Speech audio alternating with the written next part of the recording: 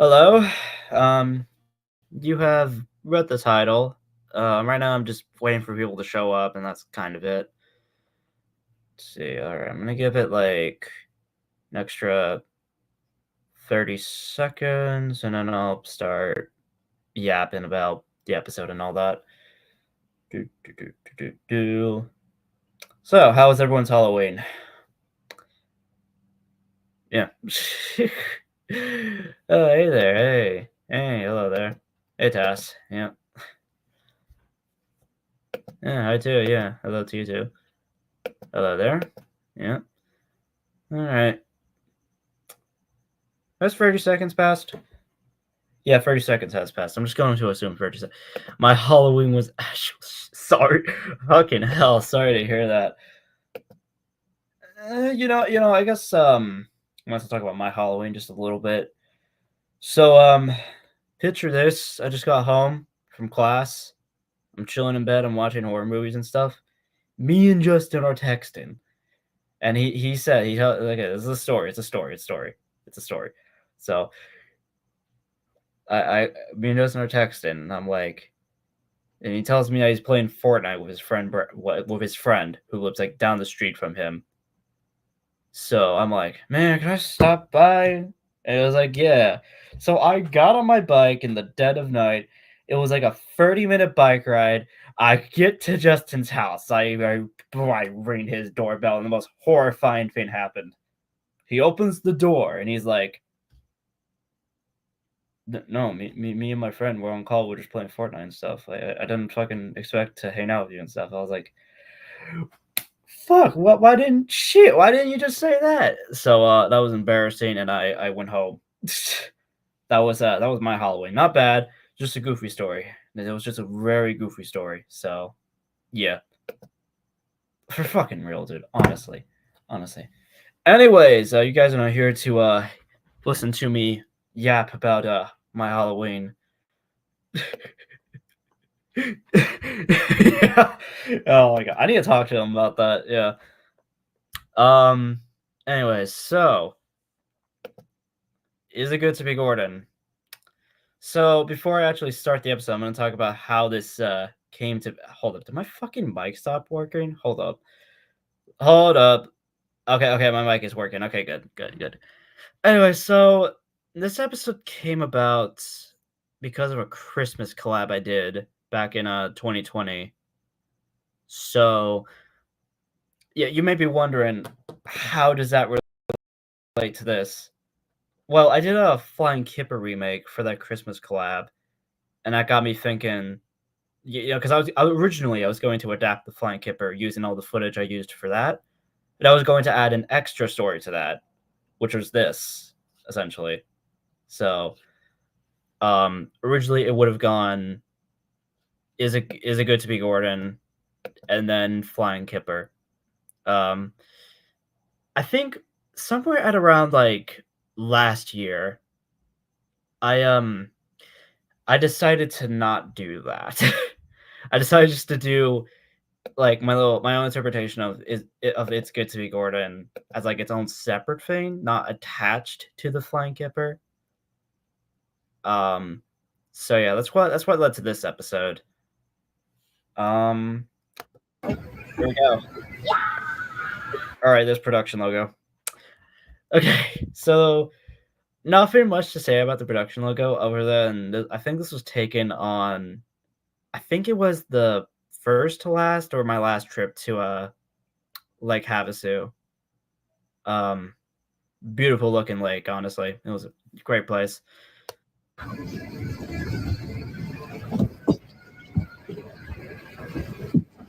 Oh, all right, see you later, Tass. All right, Bob. We've all driven into. Worry not, because I am here. Why is Gordon doing an all-night bit? Because I can, young viewer. Actually, you shouldn't be a young viewer. This series contains multiple instances of gratuitous violence. Okay, so so this bit. So I thought about, okay. So this bit, um it kind of came about because this episode is like the least violent out of any episode in Volume 3. There's no death, there's no suicide, there's no mentions of genocide, none of that. This is like the tamest episode that I've done in like years. So that's why the warning is so short. And Midnight added the little bit of All Might of added the All Might bit. I didn't even ask him to. He just kind of put it in at like the very end of his recording, and I was like, screw it, I'ma just put it in there. So that's how the All Might bit came to be. Doing an All Might bit because I can, young viewer. Actually, you shouldn't be a young viewer. This series contains multiple instances of gratuitous violence.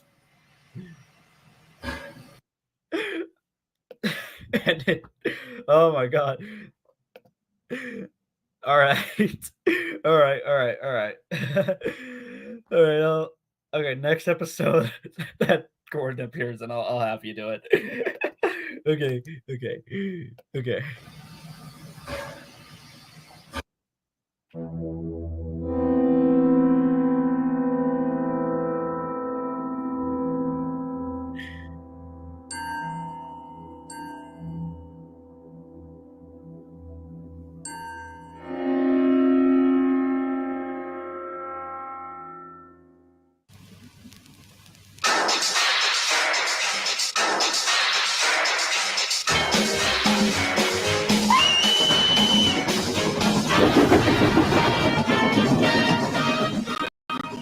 Okay, so this scene.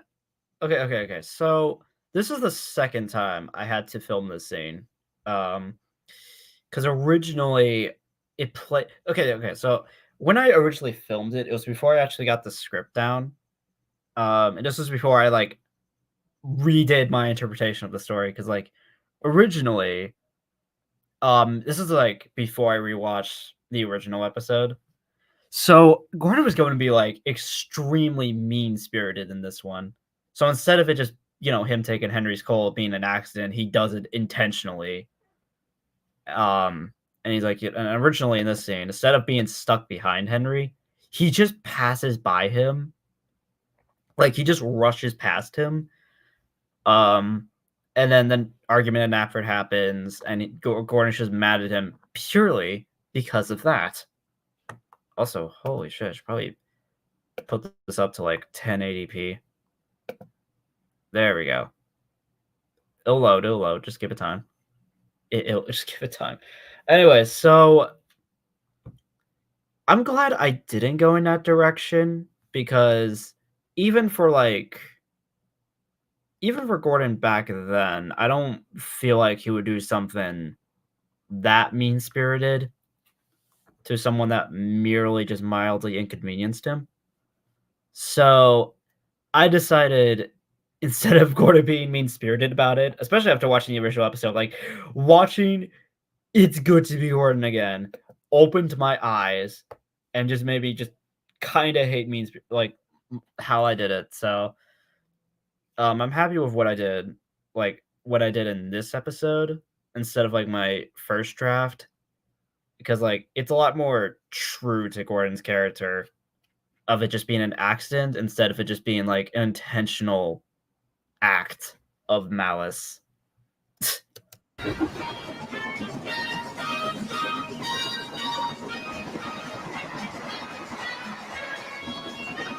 Oh yeah, I should probably also bring up that originally in place of Giants of Steam, I was going to use Gordon's season 1. I was going to use Gordon's season 1 theme, but then I was like, I don't know. I don't know.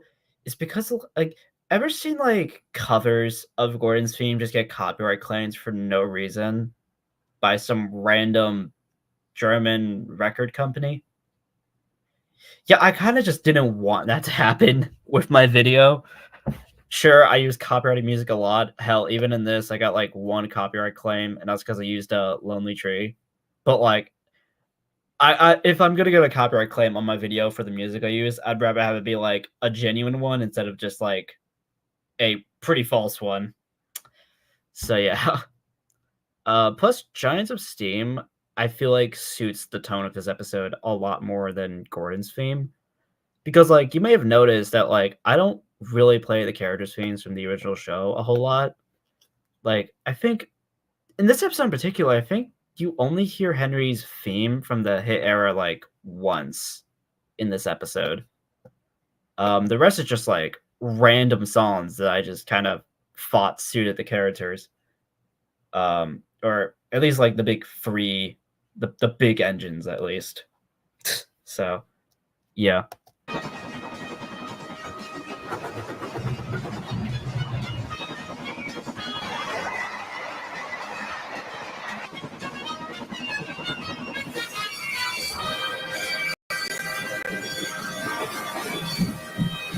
Okay, that shot took way too many fucking takes.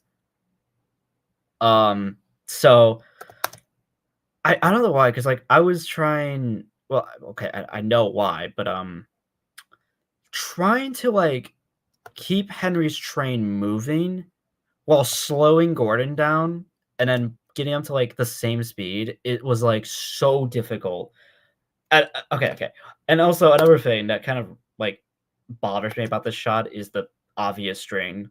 I'm trying my best.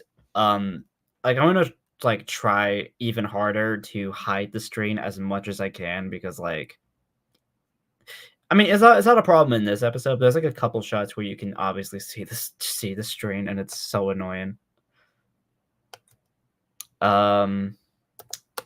Henry, what are you doing on my line? Wait, who's there? It's Gordon. Oh, hi. Henry, what are you doing on my line? I'm so sorry. The Superman messed up, and I should be diverted at the next crossover. Well, when's the next crossover?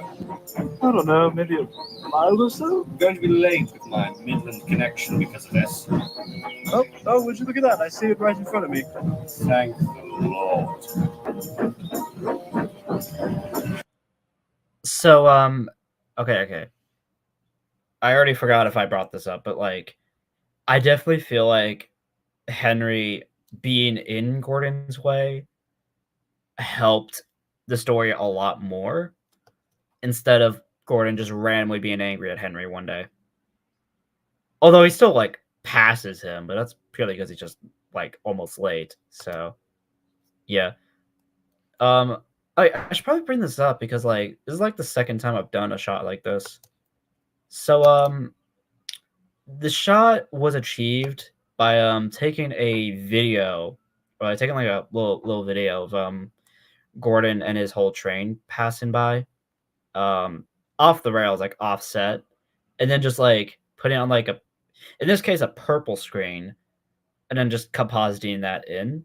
I also did that for Diesel Actually Returns. And it's a pretty good effect. Like I am definitely gonna do it more often. Seriously? He's running late, so cut him some slack.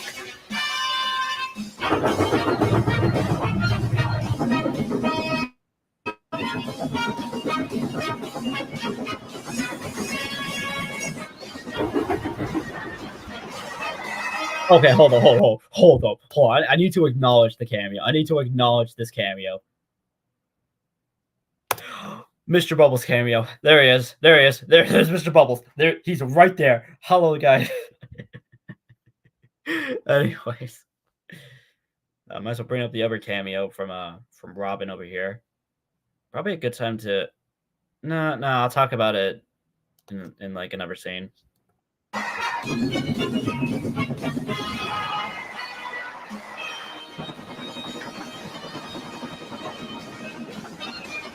All right, this shot. Okay, so Vickerstown Bridge. Yeah, I did not have fun making it because like originally I filmed the shot like 2 times. Originally it was just like a very wide shot of Gordon passing by my pool, and I hated that shot. Originally, I was just gonna like put out like a cutout of the Fickerstown Bridge and just composite over that. But then I realized before even opening MS Paint to cut out the fucking sprite of the Fickerstown Bridge, I just knew that it would look horrible. So instead, I printed these little bridge sections. I forgot I made them. I forgot who made them, but they're probably like in the description at the end. And then just like put that onto like a styrofoam base that I painted black.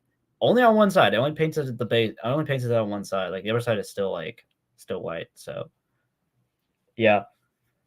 If there is something I wish I did better with this version of the bridge is definitely like, well, it's more like just what I could have done while printing it.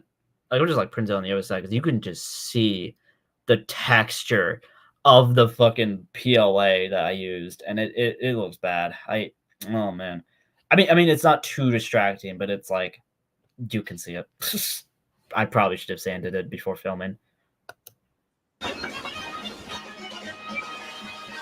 Good time to bring up Prince as well.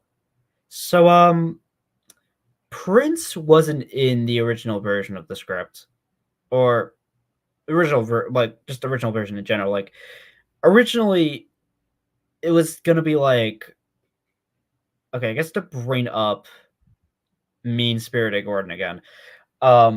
Originally, Gordon didn't have much of a motivation to like leave with the Express, other than just being like an asshole about it.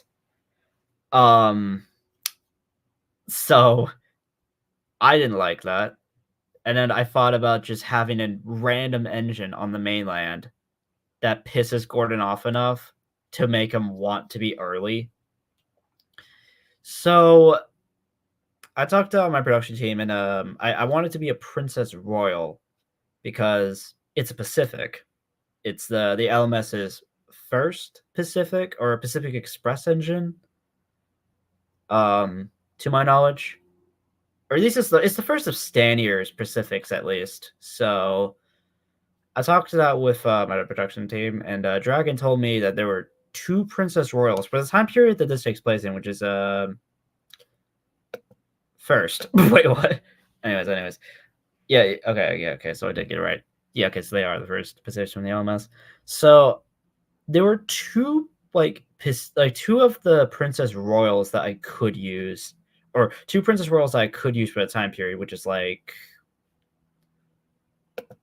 yeah, 1933, yeah. So there were 2 Pacifics. I think one was built in 1933, which was a 2600 Princess Royal, and then the second one was Princess Elizabeth in, I think, later that year, or in 1934, I believe. So I chose Princess Royal purely just to call him Prince, just so he's not tied to any like actual royalty figures. And since Prince doesn't actually have like a name, he's just named after his class. So might as well name him Prince since he's male and stuff. I know I've said that like it's kind of lame to just name an engine after their bases, but like I feel like there are some cases where I think it works. I think okay. With engines that in real life are just named after the class, which is true for like Princess Royal and the Royal Scot. Prince's name is just merely like derived from it. Exactly. It is just that is pretty much his name. So yeah. Prince's model, there isn't much to really say. It's just a one railway Henry with a extended firebox, a whole new chassis that's just comprised. I think this is a knockoff Oliver chassis, if I remember correctly. And these little pipes here, because I felt like being extra that day. And I forgot why I gave him orange eyes. I think it was just because I like the color combination, red, yellow, orange. You know, it's Presentation, price, express engine. okay. So I'll probably get. I'll talk about. Hello, Prince. It's Princess Royal to you. Whatever your name is. Wait, hold up. Princess Royal to you. Whatever your name is. Okay, so Barrow Central Station. This was one of the big reasons this episode took a while because like I didn't know because I didn't know what to do with Barrow because like I couldn't just like make Barrow as it is today because you know Barrow as it is today that came about because it was blown up in the Blitz. So I had to like since this episode takes place before it, I had to like try to get it mostly accurate to how it looks before. I asked a few servers and well, I'm gonna search it up. I think it was somewhere in the Sprite station, and also my friend Davis. They also helped. Let me search it up. I probably I'm stupid. I probably should have like searched it. I didn't. I typed in Barrow. Oh my god, I'm stupid. Barrow. It was. If I can find it. I can't find it. I can't find it. Okay. I think it was Sky Waver. I think that helps me with the colors, or at least like with the front of Barrow. I may have gotten it wrong. Again, again. If you're watching this, thanks for helping. Also to you too, Davis, because like you both were a big help when it came to making Barrow. I could have done a better job with it because like I could have just used a blue paint pen instead of like a paintbrush. So originally the whole station was going to be 3D printed. I then I kind of realized that was like way too much plastic to be using on that. So I just decided to make the roof 3D printed and then just have all the walls be like cardboard and stuff. So yeah. In other words, why are you late? I got held up behind another train. Which colorful character was it this time? Henry. Oh yes, I've heard of him. Is he still burning money? What do you mean? That coal from Wales your controller got from him? Yes, Henry is still using that coal. Well, no wonder your rail is struggling. One engine is sucking up all the money. Okay, so so I did some research to make sure that the Great Depression was still going on at this time, and yes, 100%, it was still going on, and I wanted to somehow bring it up because, like, I feel like not saying Prince is 100% in the right, but he's kind of right. At a time like this, that's a lot of money to be putting towards just one locomotive among what 40 engines on Northwestern. Like I haven't really like fully like finalized the amount of engines that were on the Northwestern during that time, but it's a fair bit. So just saying from like an outsider's perspective, yeah, 100%, that is a giant waste of money. But like for the Northwestern, like I feel like it's a necessary expense if it leads to Henry working so well. So yeah.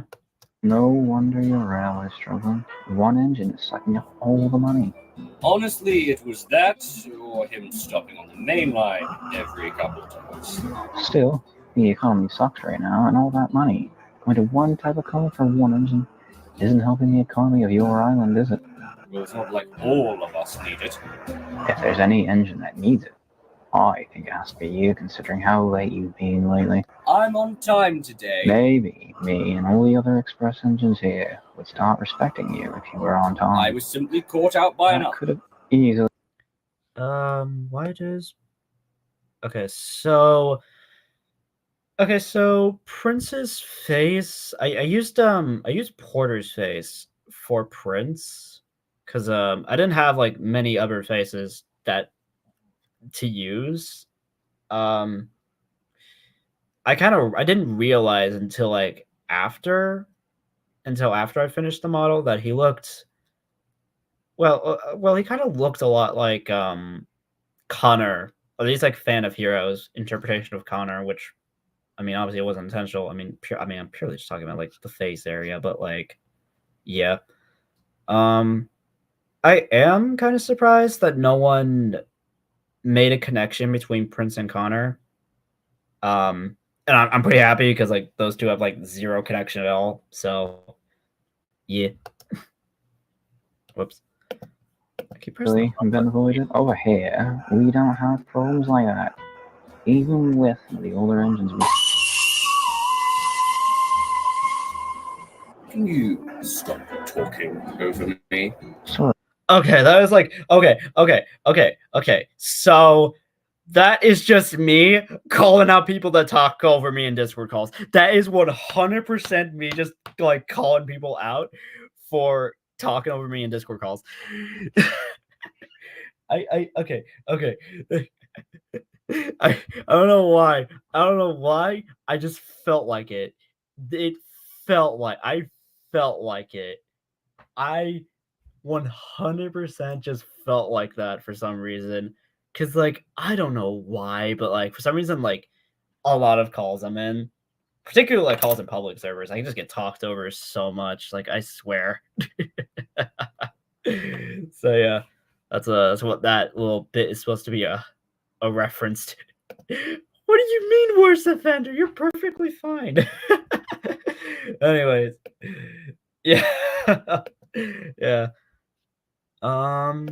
Will Prince be scrapped during BR days? Yeah, first built and last to be withdrawn. Sadly, confirmed death. So, yeah. Oh, whoops. Where you go? Are you going to be here tomorrow? Yep. Tomorrow, I will be here on time. Or early, even. I will show you what Gresley's finest can do. Huh. I should probably bring up that like I kind of wrote all of Gordon's lines thinking about Jake or Knapford Harbor, but essentially the guy that voiced Gordon in Express Engines in mind, and I think Midnight did a very good job of emulating the stylings. So, yep, round of applause. If you're gonna do that, I'll tell all the other Express engines that the boy in blue can actually make a connection. They've been complaining about late trains. See if you can turn that around, oh finest one. That sounds like a good offer.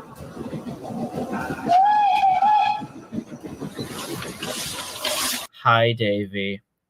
I don't know how many people remember Davey, but he appears here.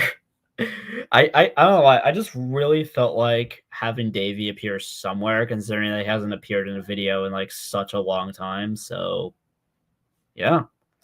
Oh yeah, the pretty print pile is also by Well Tank Studios. So yeah.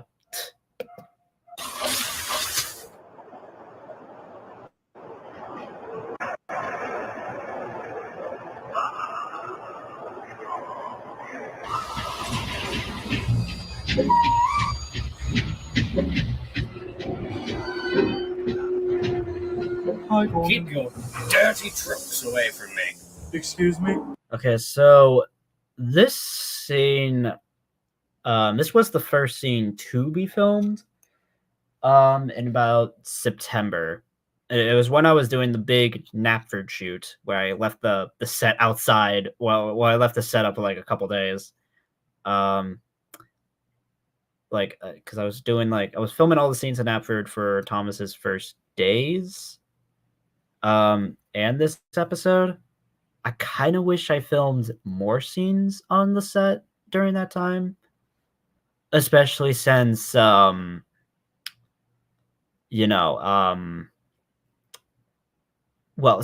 since the set is not going to look the same after I let's see, about. I mean, it's gonna look pretty different next time you see it. So yeah. Oh, hey, Thad. Yep, that is 100% the inspiration with this one. This was another thing I was carried over from the original, like the original version of my version of this story. Originally, I guess to bring up the Flying Cave adaptation again, it was originally just gonna go Wishing Tree style, like basically the opening of Henry and the Wishing Tree, and then the rest is just It's Good to Be Gordon. So that kind of got carried over from that old version to this one. So that was the idea here. First you delay me, and now you bring your dirty, rowdy trucks near my express. Okay, that wasn't even my fault. You know how bad some of the simple men are. It was still in my way. I should listen to one of the Midland engines disrespecting our railway. When are they not doing that? When we're not getting delayed. How late were you? 7 minutes. So I should probably bring up that this was one of the last scenes I edited, and I was considering like cutting the scene out because I didn't feel like I don't know why. I felt like I didn't. I don't know why. For some reason, I felt like it didn't really give new information, even though it does. And so like, okay, so just imagining this scene wasn't in the episode. Like, I feel like it would have like, you know, would have like made the episode a bit worse, because like Gordon and Henry only interact at the beginning and end, and there's like no like argument between them or whatever. So I am happy that I did keep the scene in, because like it definitely, you know, it helps the story flow a lot better. So yeah. Whoa. It's still a single digit. I was still late, and now I have to prove to Prince that I am a capable express engine. Well, then everyone knows you're capable. You don't need to prove anything. I know I'm capable. I just want to prove to... Oh yeah, that is also a very good point. Yeah. That was a very good point. Prince that I'm a better express engine than he would ever be. Whatever.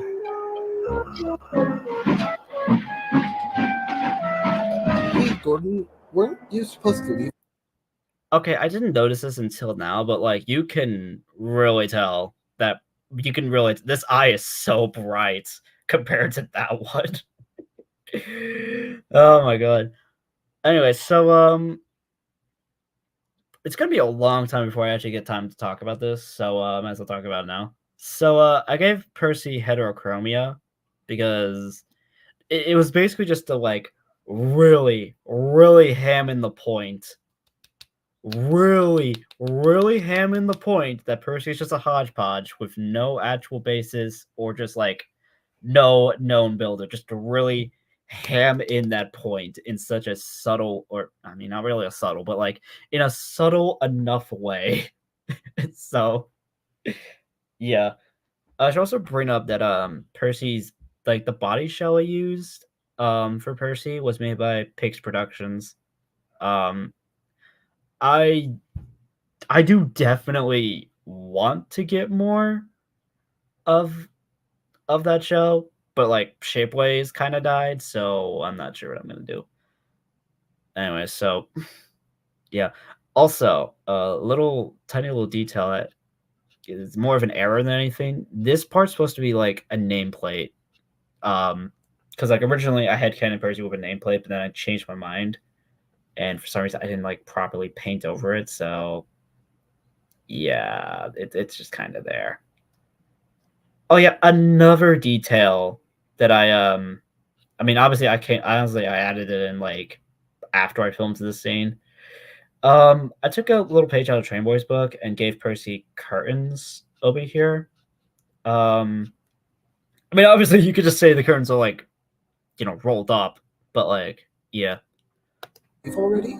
You're right. It's been 3 minutes. I should have left already.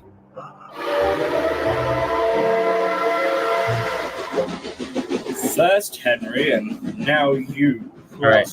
Here's the first shot I edited. I think I edited this shot like I think it was October. Yeah, it was October 23. So let's see.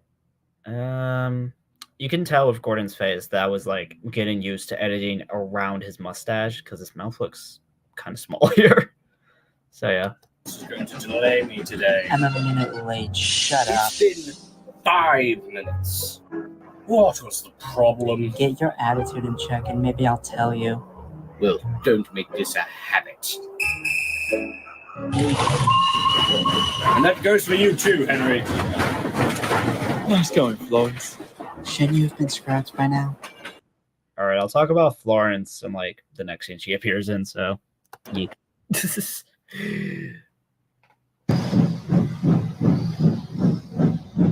Oh shit! I forgot to mention. Shit. Okay. Hold on. Shouldn't you? Okay, this shot of Florence, the station platform is actually just photoshopped in. Like, originally, I was going to like make a teaser image of Gordon and Henry looking angry at Florence as she just looks down or whatever. Ended up not doing that for some reason. So I decided to just reuse the image for all the shots of Florence in the station. And yeah, that's kind of a not much to say. You've been scrapped by now.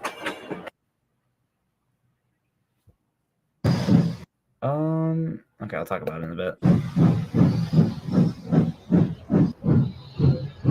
That's Henry. What about him? He is starting to aggravate me. He wasn't already? What's he done now?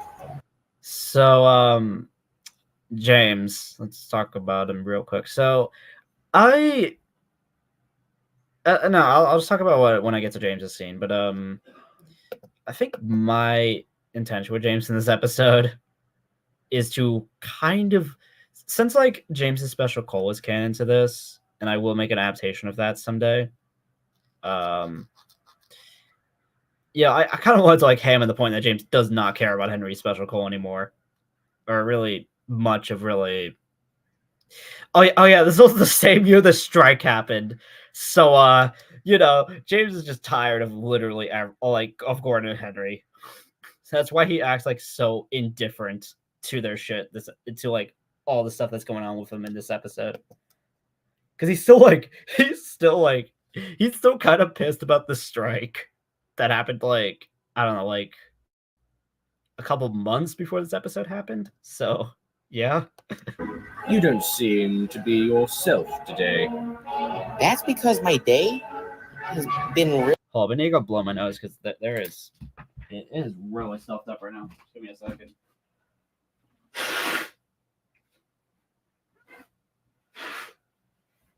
All right, I'm good. Yeah, there isn't really much I can do about that. That's more of a StreamYard thing, if anything. Let's see. Oh my god, for real. Really boring. Right. Yeah.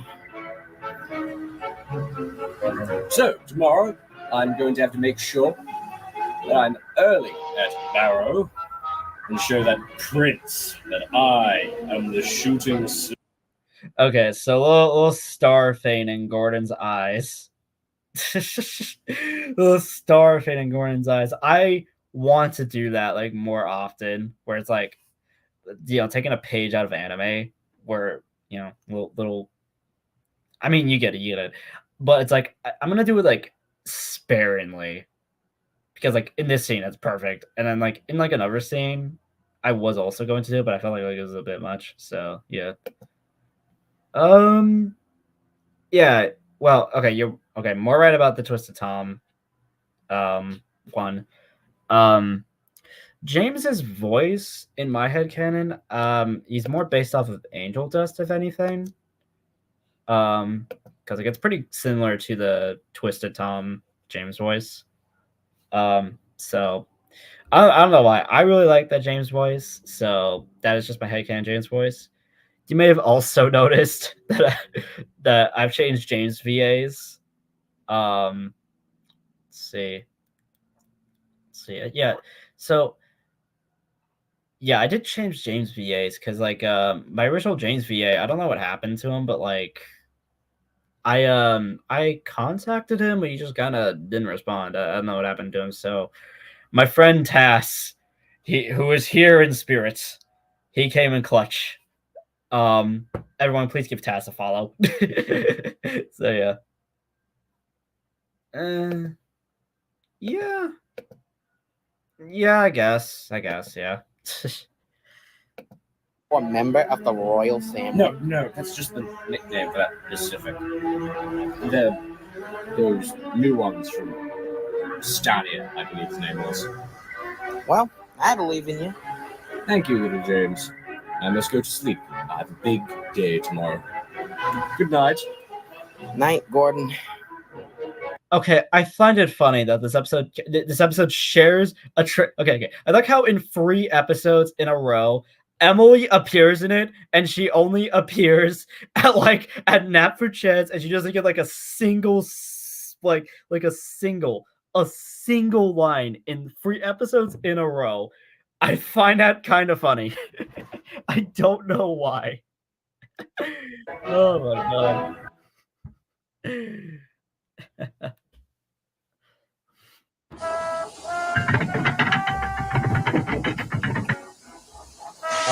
Oh fuck! I noticed something. Does he have this in the other scene? I'm gonna check. Because like I gave Percy a bell over here. That's what that gold thing's supposed to be. Fuck. Oh god, that's an error. Ah well. Oh well.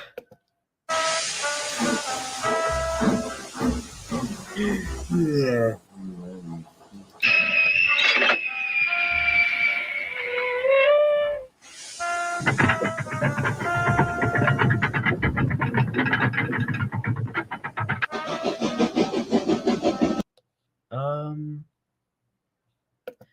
The one thing that annoys me about that scene is that, oh yeah, yeah, yeah, I tried cutting those out, but it was like sometimes I don't know why, but like I missed a few, so yeah.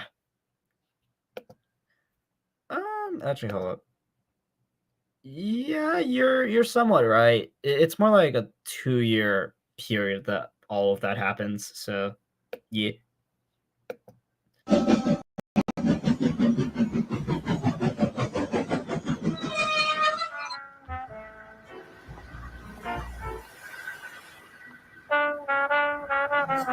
Oh no. What is it, Brandon? I think our filter tender up with Henry's Welsh Coal. Great. I'm going to be late. Unless... Okay, so all of these shots of Gordon over here, and his driver. Okay. So originally, I thought I shot all. I thought I had all these shots of Gordon and his cab on this set, but like apparently I didn't.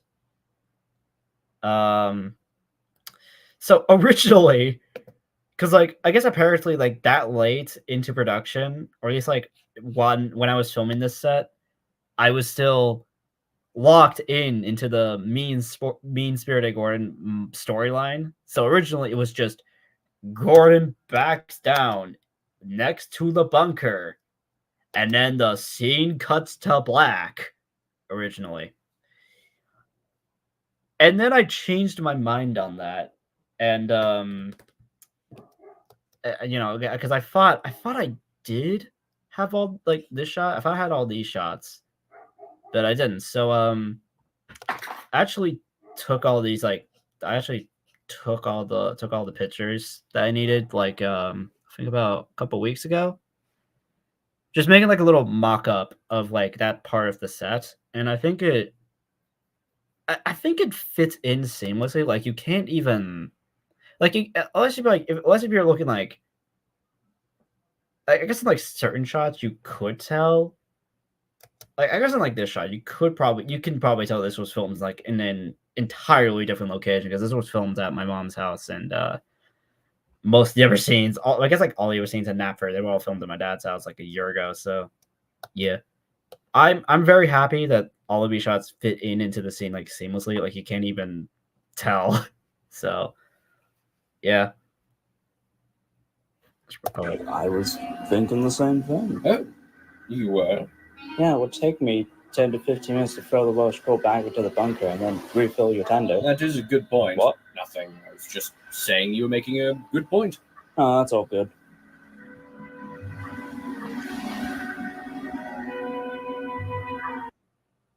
Let's see. There we go. Oh yeah. Yep. I will dry some steam. Like I feel like the soundtrack of that documentary is not appreciated. Well, I feel like it's underrated a little bit. So in this episode, I want to use like all 3 sections of that song, or at least that little track. So, you know, so yeah, yeah, I'm glad. Yeah, for real. Because like even when editing, I was like confused. I was like not sure like how to make Gordon's intentions clear. So I just kind of changed his mouth a little bit, you know, to make it look like it's like just to make it more clear that he is not sure if he should actually just do that. Yep, you're right. It's that was the idea. That was the idea. Smiley and Friends was also a bit of an inspiration for some of my writing. With this episode, you know, of characters like talking over each other a bit, and then just like just being like, "Oh no," just like awkward moments like that. You're definitely gonna see a lot of that more often. Hold up. So okay, that is Just Over the Next Moon by Julian Knott. It was used in Walrus and Gromit's Grand Day Out. Just search the soundtrack for that up and you'll find it.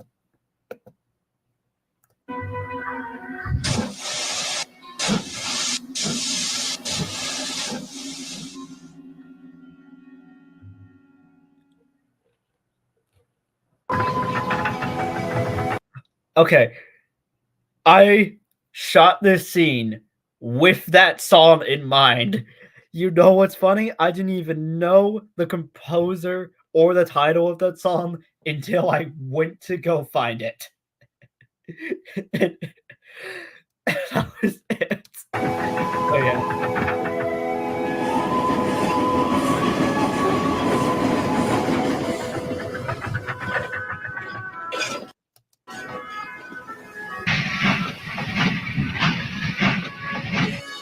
Okay, so something I really want to do for volume 4 is definitely replace the turntable, because I think ever since I filmed Half Engine, I've had to resort to this using I don't know what that piece is called, but oh god, my nose is getting stuffed. Hold up, give me a second. Give me a second. Sorry. So I don't know what you would call this track, but it's the one with like the blue things, and you have to like flip it around or something.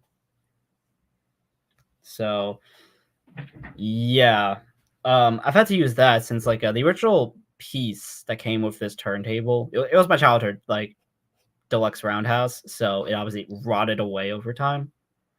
So I definitely want to get like a new like turntable piece to go in the center here. So yeah.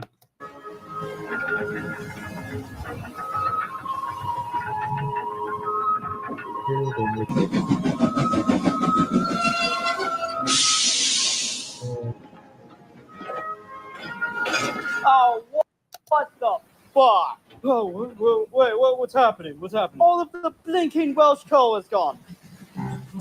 I like how I like how every so often I say someone says fuck, and then they used a euphemism for that within the same scene. I find that so funny. I don't know why. All right. How is it going already? I don't know. Clearly, someone took it. Well, I kind of don't want to believe that because I kind of hope no one would be stupid enough to do that again. Why are you yelling? All right, for what? Okay, so I'm gonna bring something up because like it kind of bugged me even while I was editing this. So face tracking is not my strong suit, and I hope I did good enough. But like I don't know, you can clearly tell the face is tracked on. One thing, don't stop in the middle of the main line. Well, don't yell.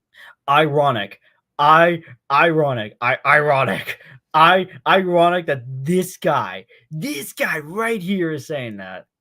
Why are you yelling? All right, for one thing, don't stop in the middle of the main line. Well, That was clearly just a reference to Audrey's disdain for Henry's Forest. That little line there. So yeah.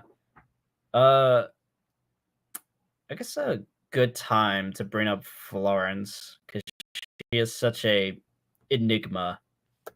I'll just get to a better shot of her. Oh, that's it? Okay, anyways. So Florence is just a freelance Atlantic. Like there's no basis. I just got pinged. Who the fuck? Who will be pinging me? Okay, that's cool.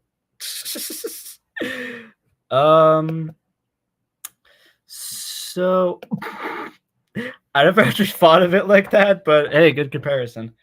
Anyway, so Florence is just another engine built at Crobin's Gate. I'll go more into her backstory someday, but let's just say she was built in like 1928, 28 or 27. Like I haven't decided on which year, but yeah.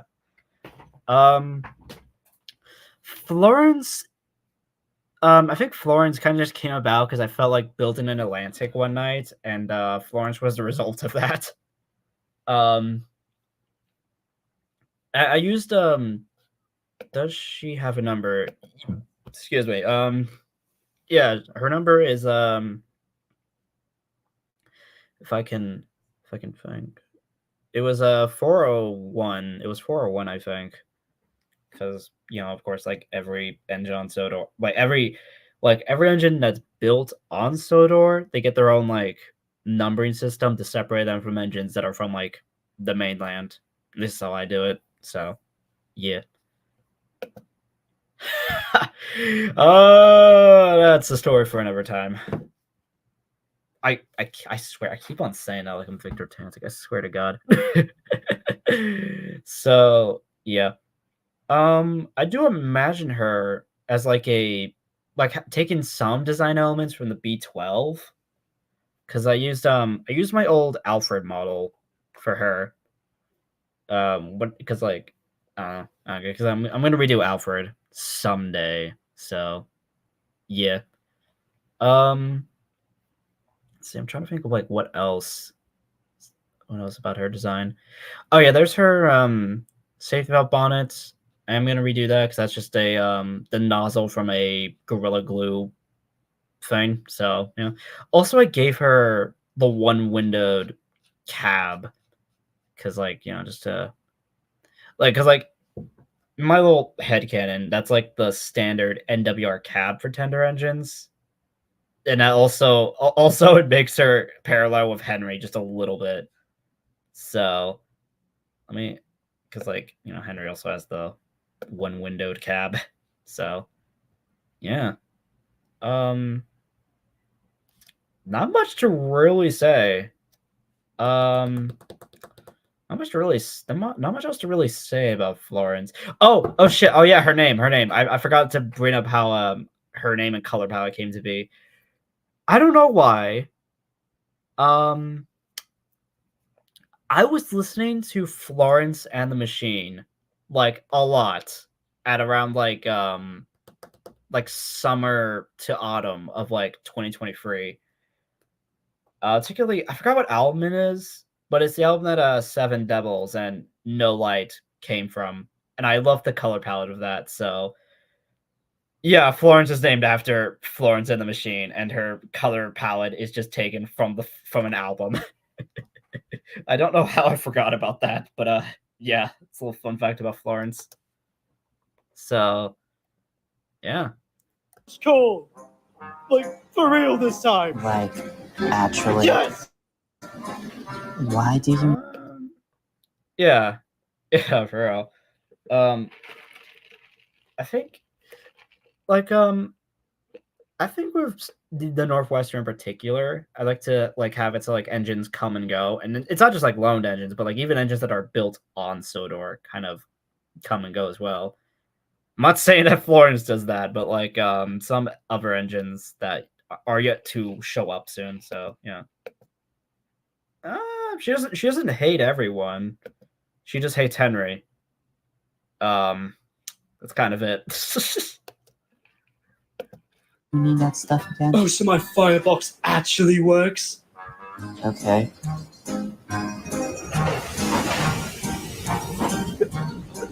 That's it? You have nothing else to say? No witty comeback, no git, gut, or scuff?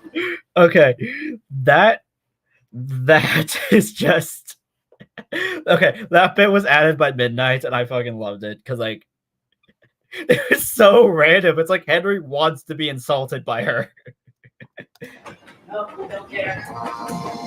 Look, Maybe we should check the yard. There might be another coal truck there. yeah, that sounds like a good idea.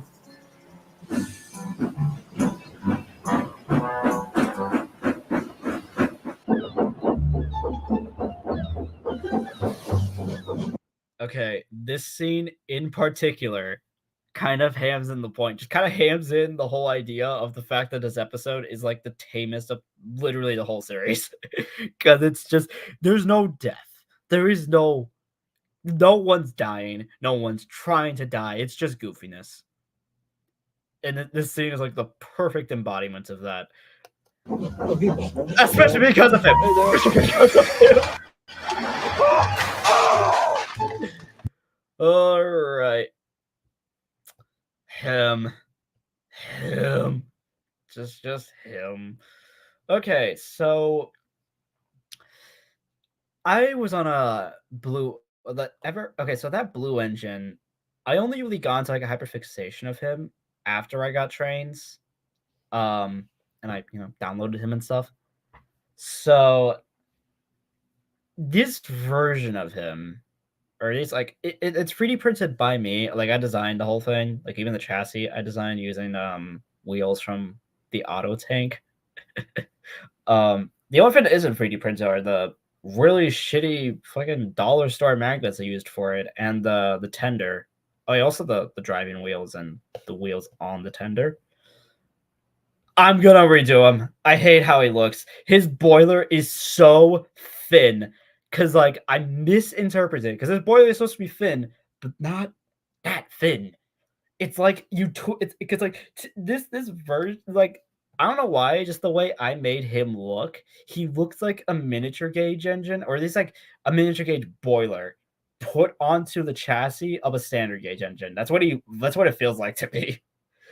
My friend Tass, I forgot when he showed me it, but he made a new version, or he made like his own version of a TWR blue engine, and I might print that. I think I don't know. I haven't decided yet. So, yeah. Geez, Oh yeah, I forgot. I should probably bring up Harvey's appearance because like it just kind of happens. There's Harvey. He does have a face, and I did have his face on, but I don't know. I just had him like facing away from the camera for some reason. Harvey is another 3D print by me that I've since redone, and you can just download that off of my Tinkercad. I don't know. I felt like just putting Harvey, like having Harvey arrive a lot earlier. I don't know, because I really like Harvey, especially because like I swear to God, every time like Dennis my friend Dennis or Ace Solar Life, like he releases a video on a character and I'm on a hyperfixation on that character for like a while, and the same happened with Harvey. So yeah, that's why Harvey is just I felt like putting Harvey's arrival date back a little bit. Yeah, just so he's not like working at what was it? Where did Harvey's basis worked? Because I forgot, but like it was essentially just so he's not working there for too long, and I could just have him just showing up in episodes whenever I feel like it. So yeah. Oh yeah, I should probably bring up the tiny cameo. This is an OC by my friend Tass. So yeah. Should probably I should probably also bring up that I actually did since I did update the Harvey show I made, I actually got it. Actually, this Harvey model I actually gave to my friend Liam for her to use whenever.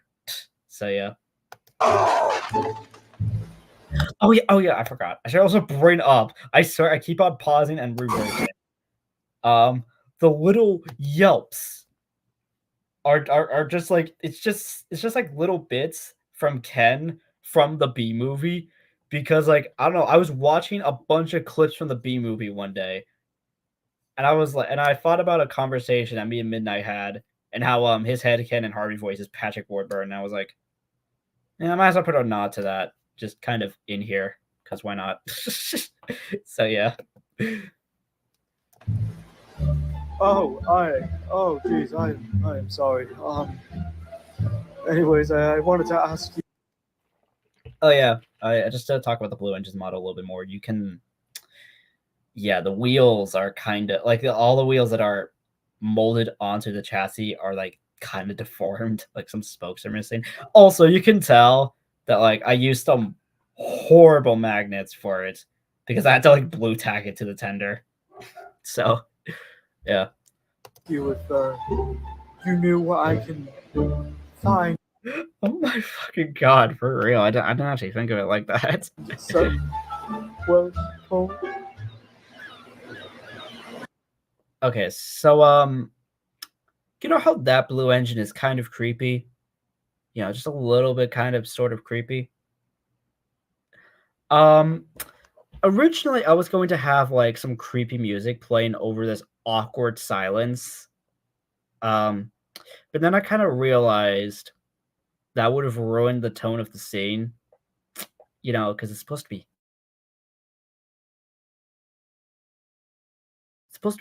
and you know, all of a sudden you get like a horror bit.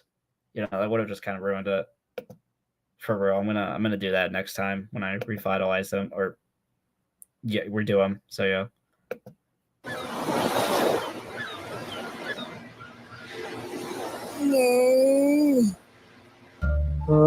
Okay then. Have a good day. Hi, Harvey. How rude of him. Okay, so actually no, I'll let this part of the scene play out.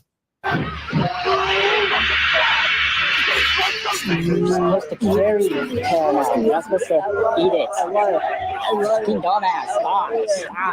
Stop. Wagons? So I think it was when I was making Thomas's first days, or I was editing the climax scene for this episode last year. I don't know why. I just felt like using memes, like random memes for the trucks. So I'm gonna identify all of them. Okay, that one. Ever seen the guy that just takes a broom and goes into a McDonald's kitchen just yelling broom, broom? I put that one there, and then let's see. Okay, the guy screaming about getting flashed or something. Yeah, the guy that's okay. So the the guy that's complaining about big brawling black dude named McQueese. That one's from Phase Jev. I just found that in like a random video, like a random like character sounds like compilation, and I felt like it was so funny that I had to throw it in here. And if you faintly hear it as well, Very caramel. You're not supposed you can hear Mr. Hungry just going, "I'm the Easter Bunny. I'm the Easter Bunny. I'm the Easter Bunny. I'm the Easter Bunny." I don't know why. I don't know why I put that one in there, but I was feeling like I was just feeling extra goofy that night. So, what else? to eat it. Oh yeah, you hear the Borderlands psycho going crazy, screaming about Green Mountain Men waving many hands of money. Just way too. It's just like it. It was so hard, especially because like the conversation between these three trucks. It was so hard to make it so you could hear this guy, these two at least. It was so hard because there were like 90 different sounds going on at the same time. Fucking dumbass. Stop. Wagons? Any of you carry Oh, yeah, wagons? 13 fan cameo. Any of you carrying Welsh coal by chance? Yeah, literally. I don't know why, but I feel like when you go into like a big shunting yard in the Thomas universe, you just yes, literally, that was the idea. That was the idea. You go into a yard and it sounds like an Xbox Live lobby, minus actually not with the actually minus the slurs, minus the slurs. It sounds like an Xbox Live lobby. That was the idea, and you're going to there's gonna be more scenes that are like this.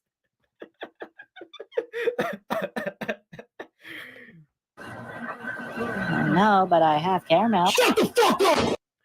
Okay.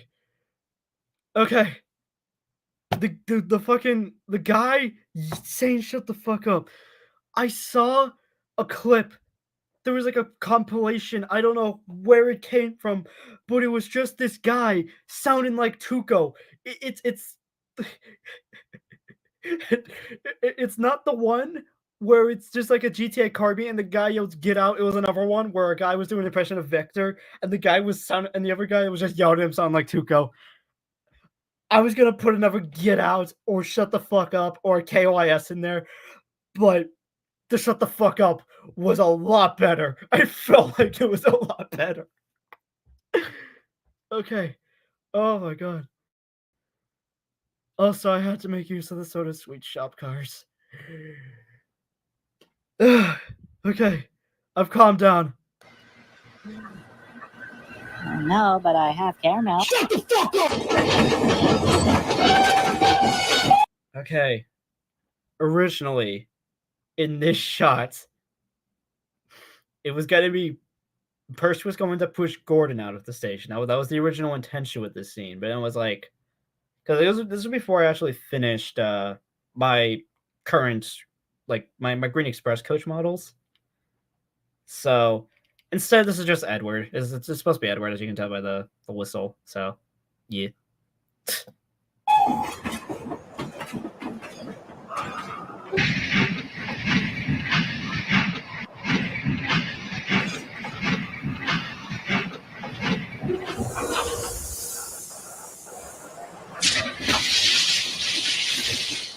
Hold on, I need to go to the bathroom. Give me a second. I need to go to the bathroom.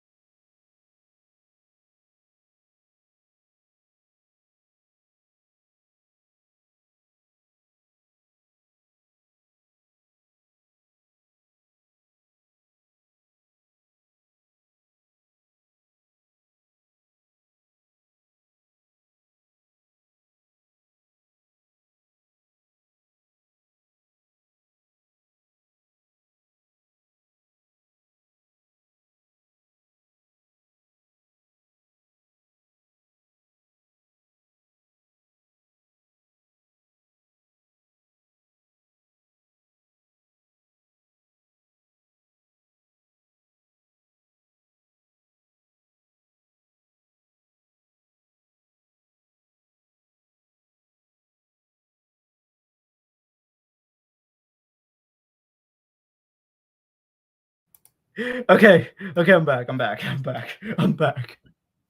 Oh my god, I think I laughed way too hard. I think I pissed myself by how much I was laughing. In the toilet, of course. Anyways.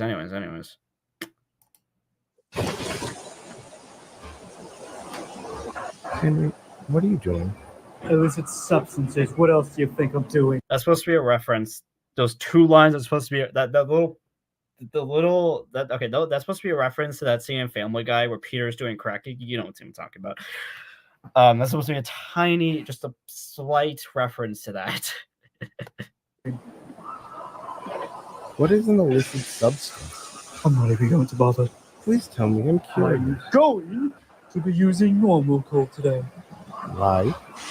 Because someone took all of the Welsh coal and I don't know who it could possibly be. What about James? No, he tried that months ago. Surely he is not stupid enough to try that again. You know how James is.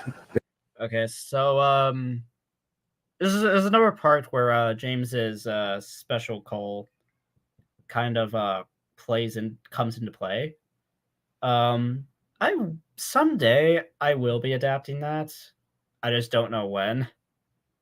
Probably after I finish Volume 3, because there's like 2 episodes plus Paradise that I need to do. And I'll just do side project, do side quests,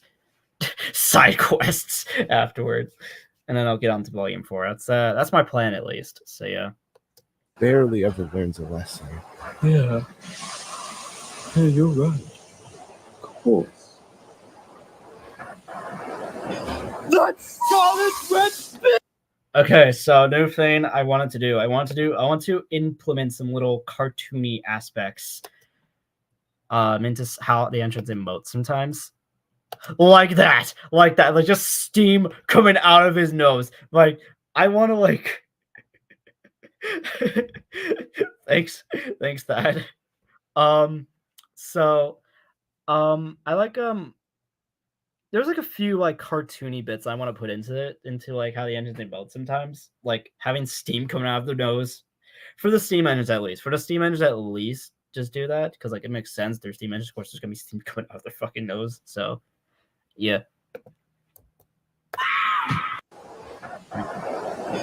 That's solid red spin!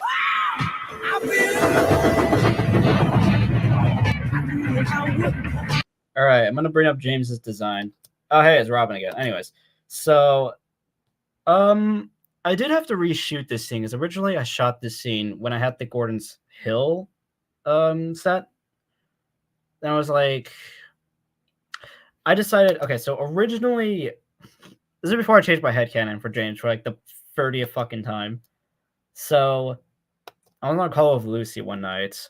And I was thinking about changing James's bases for the 90th fucking time. And then Lucy suggested that I use the Great Central 2C, which is a fictional class. I did ask Brighton about it, and he said it was fine. So yeah. The reason I reshot that was so I would be locked into this design no matter, so I do not change my mind. I do not get the urge to change James's bases ever again. So yeah, that's literally the only reason I reshot that scene. Purely so I'll be locked into a James design. So yeah. Also, I don't know why, but I someday I want to make a James playlist, and I Feel Good definitely feels like a song that would be associated with James. So yeah. Also, the free chime steam whistle that is blasting ears out. I don't know why I like the concept of James having a free chime steam whistle for a little while. Just a little while. I swear. Come on. Just let me turn it up. Let me turn it up. Anyways. So yeah. He does have it for a time, but he doesn't keep it for ever. By the time that half engine takes place, he does get it removed. So yeah. Just so you know, even when I was making half engine, I was thinking about giving James a free chime steam whistle. So yeah.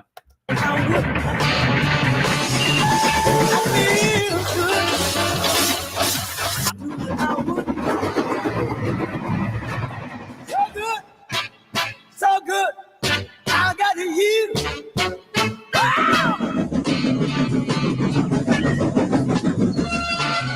Jay, Hi, Henry. why did you take my special coal? What? Oh, someone took all of the Welsh coal at the shed, and me and Percy came to the conclusion that. Oh, oh, yeah, you're right. Fuck, wait. Yeah, you're right. Oh, wait, hold up. I'll make sure that I never get the urge to change this design. I'll make sure. This is That it was you. You think I'm dumb enough? okay. So probably one of the funnest parts of editing episodes, or at least editing the faces, is just making custom faces. Like Percy this came one. to the conclusion that it. Like the eyebrows are from Thomas. I don't know why, but it makes like such a funny looking face to me. So another thing with the people in the background, that's supposed to be Justin, another one of my friends, and me in the back. I like to do. I don't have enough like background humans. I am definitely going to make some more because I desperately need it. So I just really need some background humans. So yeah. Oh yeah, another one of my friends. Bro, you have been in call with that guy. What are you on about? Anyways.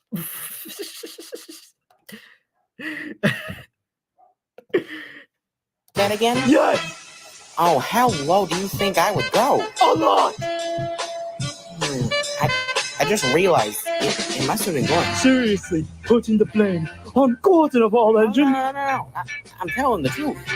Me and Gordon were talking last night, and he was complaining about you because of that delay yesterday. No, it's just supposed to be just a reference. It's nothing like canonical or whatever. Anyways, so I remember I guess I might as well bring it up again. So I commissioned Carly to make an X1 model, or Caroline. I commissioned Caroline to make an X1 model, and then since I got it, I was like, you know what? I might as well just put the mystery to rest. I'm just gonna put X1 in this episode. And originally, I wasn't even going to like. Originally, I was gonna have like a scavenger hunt. Like you have to like look at engines in the background. Like who is X1? Is it this guy? Is it this guy? Is it which one is it? Which one is it? And like not even have his name be said. And then I don't know why. I just felt like just ruining that scavenger hunt. I don't know why. Because there he fucking is. There he fucking is, just chilling, just casually showing up. Yes, this is the engine that got his soul taken by Proteus. This guy right here, this fucking dude right here, just casually showing up. I swear to God. And I just casually just have his name just thrown out there as well. So yeah, there's X1. That stupid Gallopy. Okay. Anyways, so Cool. That stupid galloping racehorse. I would have said galloping sausage, but like that is way too cliched. I feel like I just wanted something different. So like I decided just to I went with racehorse as a reference to Gordon, to the A1s and A3s being named after racehorses. So that's where that came from. Also, notice how Henry is not having steam coming out of his nose as he is saying that. Notice how his face is still just entirely gray. No steam coming out of anywhere. Notice how that happens. Oh yeah, okay. This gag. There's not much to say about this gag, honestly. Sorry. Anyway, Oh yeah, there is a little bit to say about this gag. Just acknowledging the fact that they're in a station. That's kind of it. I gotta get going. Take care. All right. Thanks, James.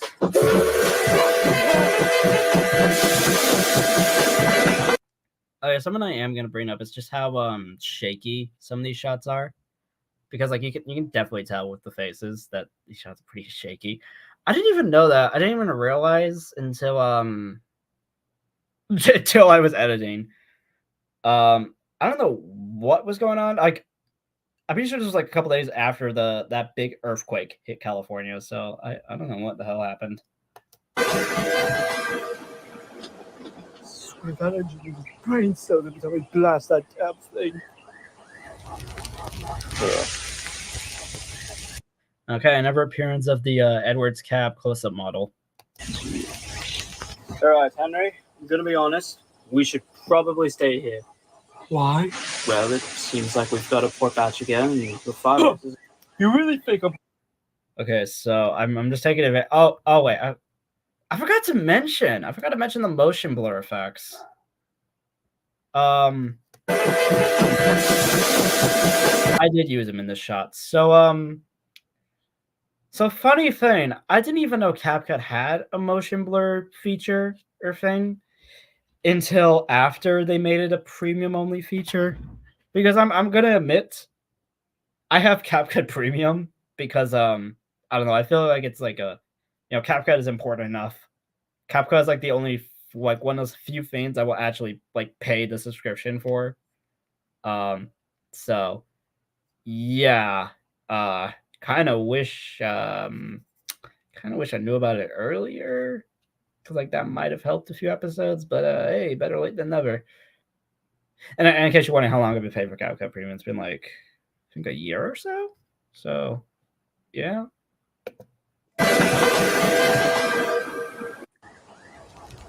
Oh yeah, I forgot to mention, or I don't think I actually even noticed.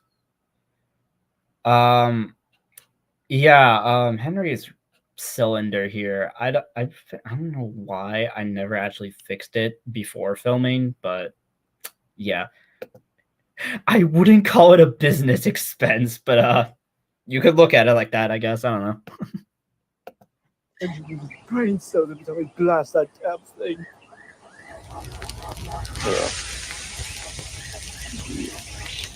All right, Henry, I'm gonna be honest. We should probably stay here. Why? Well, it seems like we've got to port batch again. And the fire. You really think I'm going to just give up and let Gordon have the upper hand? I didn't say any of that. I'm just saying you should stay here so you don't hurt yourself. I'm not going to hurt myself. I'm strong enough to continue working on normal coal. I'm not saying you're not strong enough. Where are you getting all of this from? Oh my... Scott, it's you. Hey, Scott, wake up, Scott. It's you. It's right there. You're there. Anyways, so I decided to like give the crews like a bit more of a say in what happens. And of course, like because like the crews are the ones that are like, sure, the engines can drive themselves in this universe, but like the crews still have like a say in what's happening because they're kind of driving and they're driving them as well. So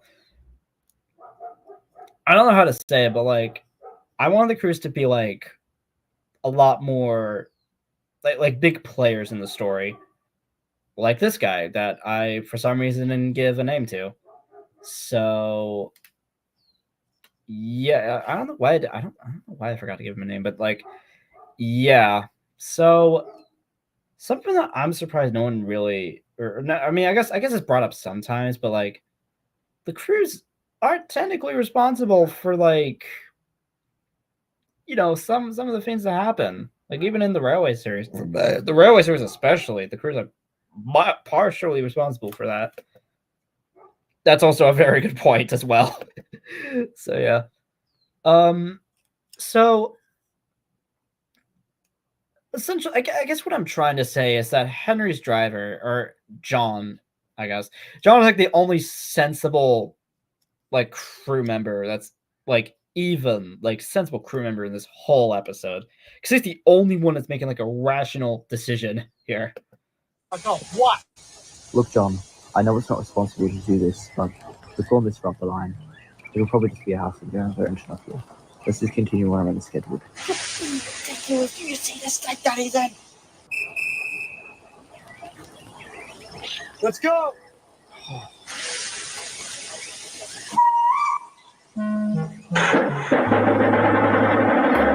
So another thing. Originally, Henry was going to yell "fuck" at like full volume, and some birds would just fly away, as a little reference to the White Elephant incident when his builder did exactly that. But I don't know why I didn't. I don't know why I didn't put that in. I guess I just didn't feel like it was needed. So, you know what was needed? X1 showing up and having some words of wisdom. Next one, you don't even have a fucking name.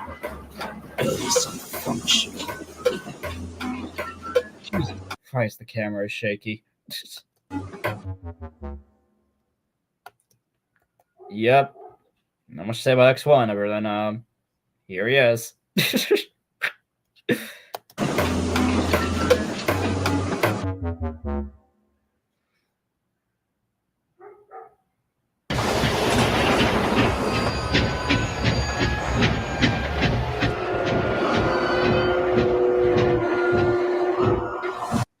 So notice how long has it been since Gordon showed up in it? I don't know. It's only been 5 minutes.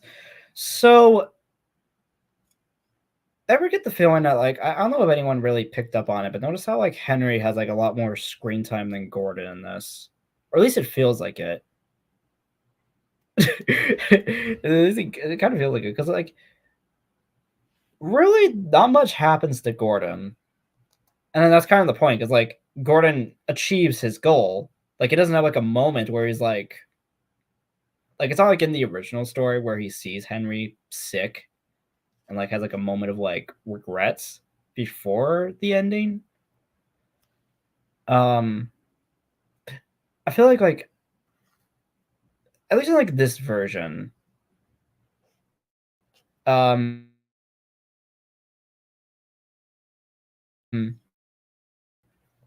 least in this like succeed at his while still getting punished for, you know, some of the bad stuff. Oh shit, my laptop is dying. Hold up. Anyways, so I don't know, I felt like it was necessary because like it was kind of just supposed to be like a little like, oh hey, life is not really all that fair. Like even the people that like kind of did some bad stuff, like even they like kind of, you know, they kind of sometimes always end up on top or something like that.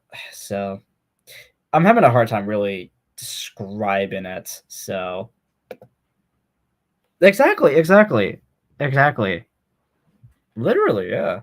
That was the idea. So, oh yeah, I noticed that. Yeah, I kind of realized that. I think that definitely helped with the story because like I don't know why I wanted Gordon to be so fucking mean in this. I don't know why, but like yeah, I think that's kind of it. Yeah, I might as well just bring up a bit about how I interpret Gordon in this. So this is before Gordon's rebuild a crew. He does get a rebuild at Doncaster. I'm trying to think. Like I'm trying to figure out how to really describe it. So I guess to give context, this is like a couple months after the strike. About 5 to 6 years after his rebuild at Doncaster, where he's converted into like a standard earlier A3, so he doesn't have like the huge banjo dome and double chimney and all that. So, you know, he's feeling pretty arrogant at this time. So, pretty arrogant, and like somewhat defeated because the strike didn't go well. So he's just trying to rebuild his pride. And that's like kind of what it's like. That's kind of what his intentions are in this episode, rebuilding his pride, since he's still like embarrassed because of how poorly the strike went. Or I mean, I don't know how important, but like he got like scolded and like locked in the shed for like a couple, like a week or so. So, and he just ended up being like one of the biggest laughing stocks of the railway. So, yeah, that's kind of why Gordon acts the way he does in this episode. So, yeah, hopefully I described it well enough because like it's kind of hard for me sometimes. I don't know why. So yeah.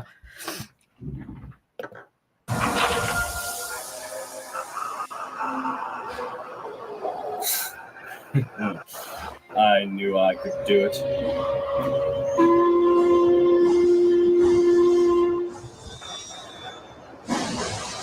Well, fantastic job. I wasn't expecting to see you this early. Okay, good time to also. I'm gonna bring up two things. Okay, so first, I don't know how to pronounce it, but I think it's Egmont Overture. I don't know. I think it was ever since I watched Cactus something numbers. Just the guy that made the Great Witch Engine. He always used like Egmont Overture for the A4s, and I don't know why, but that always stuck with me. And now it's just like I just use it for like any Gresley engine, any of Gresley's like Pacifics, really. Yeah, that one. I don't know. Egmont Overture suits Gordon, Spencer, Scotsman, Mallard, all of them. Like I really, yeah, I really think it's pretty good. Also, my friend Cole or S Tank Engine 105. I had him voice Prince, and I wrote the fantastic line because, like, in calls, like he would just say fantastic in a certain way. It's on like fantastic or something like that. So that's why he says fantastic in this scene. Oops. I told you I would You shoot. must have been running like a shooting star. Good luck. In any case, you've earned the respect of me and all the other express engines here. Thank you, Prince. Didn't exactly need your approval. I've been pulling these trains. I think. Okay, I think. Yeah, I think Midnight edited this scene or edited his lines here. Because like this, I think this is definitely a lot better than what I originally wrote down. It's so much better because like I originally, I don't know why. I don't know why, but I wrote Gordon to sound like extremely mean in this scene, and I think as Midnight brought up, he made him sound a lot more arrogant instead of mean, which it's a lot more true to his character. And yeah, thanks Midnight. You helped to make this episode a lot better. So yeah. Before you were ink on a page, but I hope this will be a good indicator of my prowess. So I'm gonna also bring up the fact they use Scotsman's present day whistle.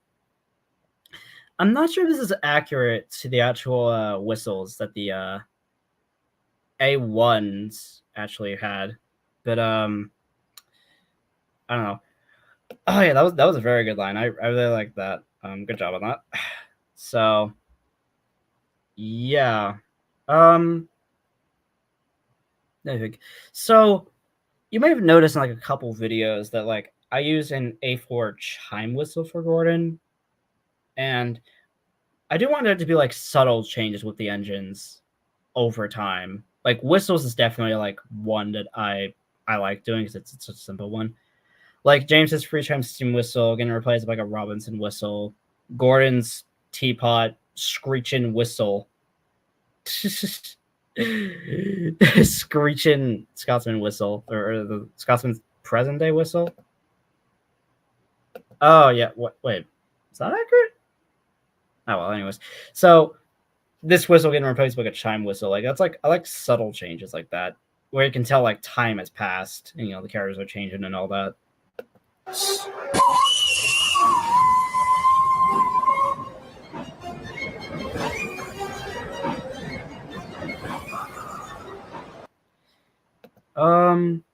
See, I think.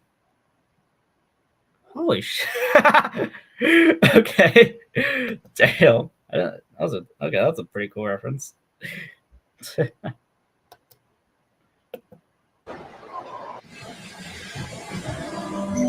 Her. Okay, this music, I don't know why. I wanted to like sort of continue the goofiness of the Henry plot, or Henry plot. I kind of want to continue the goofiness of the Henry plot, so that's why this music is playing over Bella just having a nice, relaxing day as she is just idly and casually taking up the banker's side, and even though she has no intentions of becoming a banker, because of that. Yeah, TikTok core music. Yup. That's what this scene was written with that. This scene was written that in mind. So, yeah, for real. So, I guess I'll bring it up when the climax happens, but like, for some reason, because like the climax was made, or like I edited that one together with like barely any script, and I just kind of threw Bella in there because something I realized when I was putting together like the episode list for Volume 3B is that Bella appears in almost every episode, except for one. She doesn't appear in Midnight Motorist. That's the only episode out of the 5 that she does not appear in. So that's something I've realized. So yeah. Also, I think another reason I put Bella into this episode was to like continue a running theme with her of her just overachieving at something. Because like she is a single, she's a single. She has like one big driving wheel. She doesn't have she's not that strong. So obviously when she tries to bank a train, she's not doing like the greatest job at it. So yeah.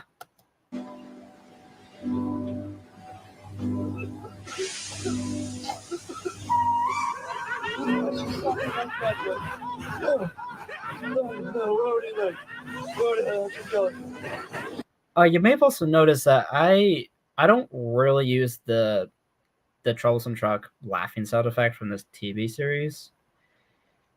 I don't know. It just I don't feel like it really suits the tone of my series. Like maybe someday I'll use it. Someday in like a really goofy episode I might. But for now, like I just use this random one from a DLT Berkshire. It's just a bunch of laughs from Family Guy compiled into one thing. I feel like I kind of prefer that one, honestly.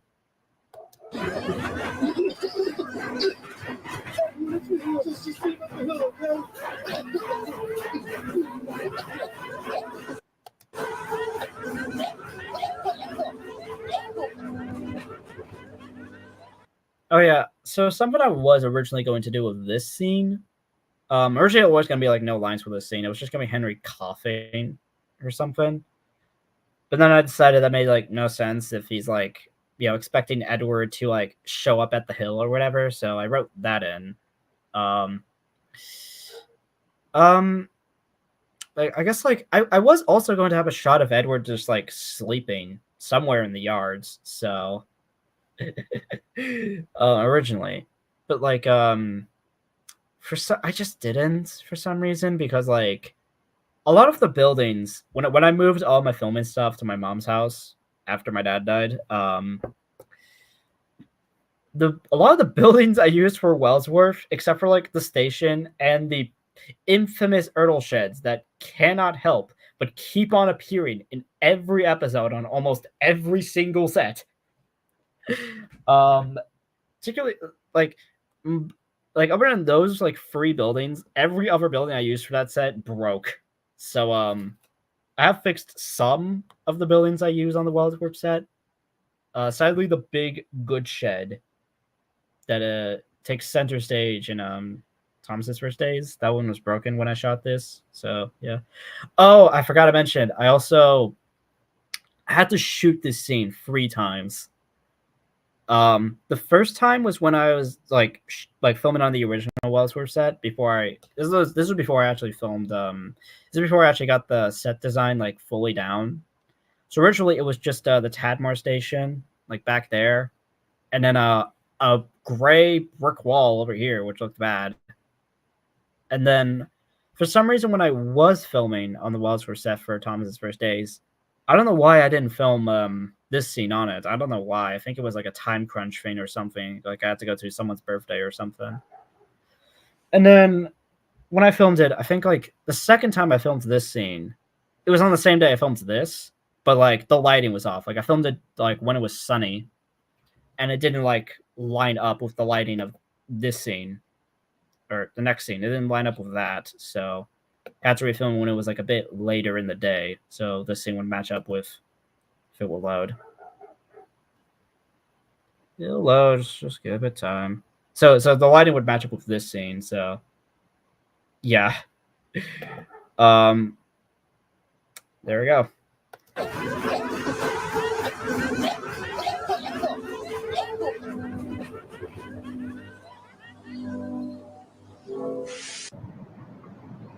Okay, so if you were in my Discord server in like, I think it was November or December. Yeah, it was November, because I think I was editing this on Black Friday. I think.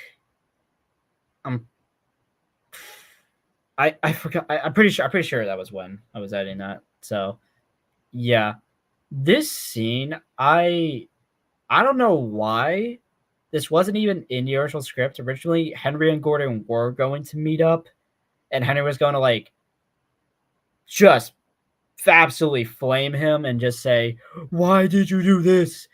Why did you do that? Why? And then Gordon's gonna be like, let's switch tenders. Oh, let's switch tenders right now. And I'm like, and Henry's gonna be like, fine, let's switch tenders. Why not? So that was what was originally going to happen. But then on the Gordon's Hill set, I got an idea of, instead of them switching tenders, how about Henry barrels down the hill because he's so sick he can't get himself up it. And I think that's what makes my interpretation. I'm happy I went with that decision, because like that definitely makes this version of the story stand out a lot more. As I said earlier, there was barely a script to this, so I think so. Like I was kind of like, what I was just making it up as I was going along with this scene and only this scene, because I filmed this before I actually properly wrote down the script. Okay. Here goes nothing.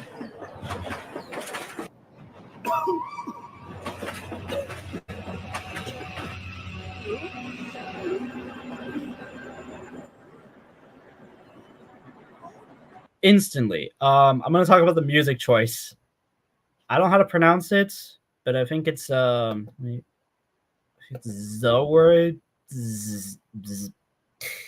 It's by Ungori. Ugori. I don't know how to pronounce it, but it's a song that was used in Cyberpunk Edge Runners. It is a really good song. I absolutely love it, particularly the synth version, which is what you're hearing in this scene. Like you may have noticed that I'm using like lots of music from Edge Runners. It's because that's a really good anime, and I recommend that you watch it. So, yeah. I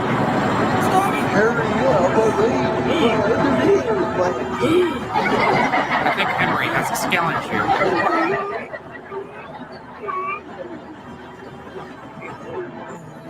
Okay, should probably bring up this fan's lines as it just came up. So, Golden, I was calling him Golden Terrier. So, originally I kind of just like sent all the lines to people, like all the people, like everyone that was recording lines for trucks, like at the same time. So like for Thomas's First Days and for this episode, like I kind of just sent lines to like people like at the same time. So I just kind of like, it was like a random thing. I just pinged everyone. I was like, hey guys, you guys want to voice trucks? And then like, just DM me if you want to voice trucks. I might do that again someday. Oh, wait, I might do that again in a couple of weeks. Never mind. I might actually have to do that in a couple of weeks. So, yeah. I think, obviously, it went pretty well. So, like, some most people sent it. There were some people that didn't send their lines in, which that's whatever. Golden Terrier, shout out to him because he actually re-recorded his lines because it was so much time. There was so much time between me editing the scene together and me actually releasing it. So yeah, shout out to Golden Terrier for re-recording his lines for this scene. It's pretty nice. What else is trying? Shut up! Fur.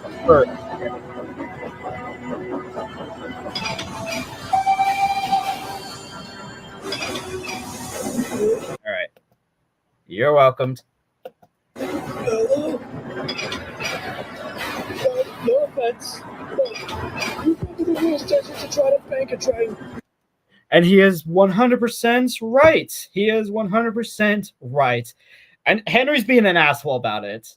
But he is 100% right about Bella being like the worst engine to use for a banking for banking a train because she's a single from like, well, she was built in like 1896, but pretty sure by then singles were pretty outdated. So he is fluent in facts when it comes to Bella not being good at banking a train. For real, she's better as that, but she still throws like something that like it's a running theme with Bella. I've brought this up like a couple of times, but like Bella has this tendency to put herself or like overachieve in something. This is one of those times where she's like because it's like it's like one of those rare times where I'll just tell you exactly what's going on in Bella's head. Like she came up with the intention of helping Henry. But now she's just contemplating, yeah, maybe I probably shouldn't fucking do this. It's probably a bad idea and all that. So, yeah. Wait, hold up. There we go. Oh, yeah. Oh, yeah, this shot was probably my favorite in the whole episode. Because it turned out so well. Look at that.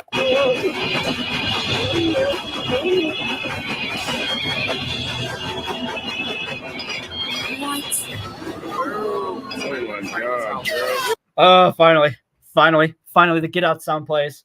Finally. Oh my god. I don't know why. Usually I don't like adding goofiness to serious scenes like this, but I don't know, a year ago I was listening, I found the audio, or at least like I found the meme of that GTA car meetup where someone just drives a monster truck Lightning McQueen and just someone yells, "Get out!" And they sound like I don't know why. That was like when that meme was first getting popular, so I had to throw it in here because I wasn't sure when else to really put that in. So yeah.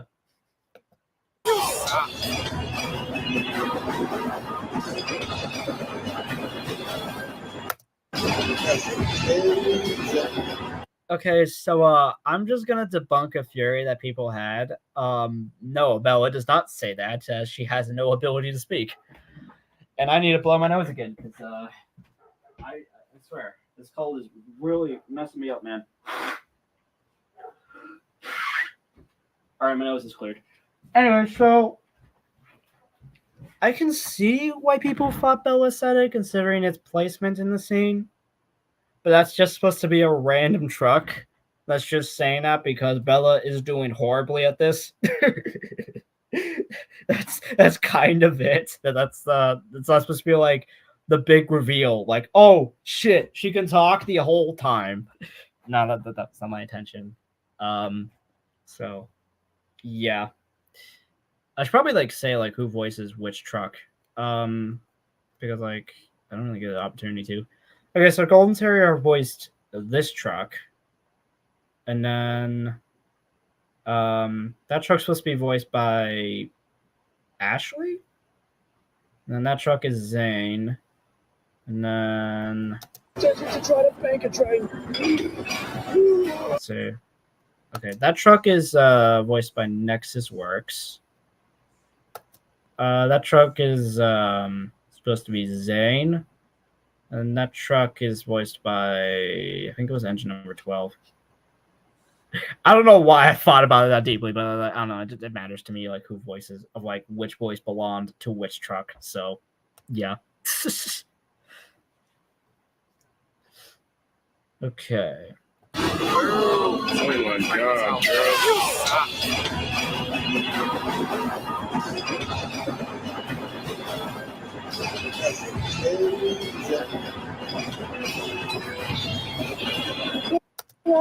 You can do it.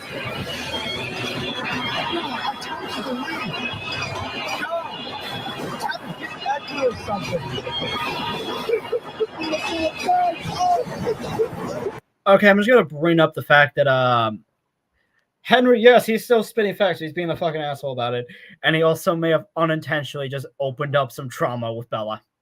He might have accidentally done something.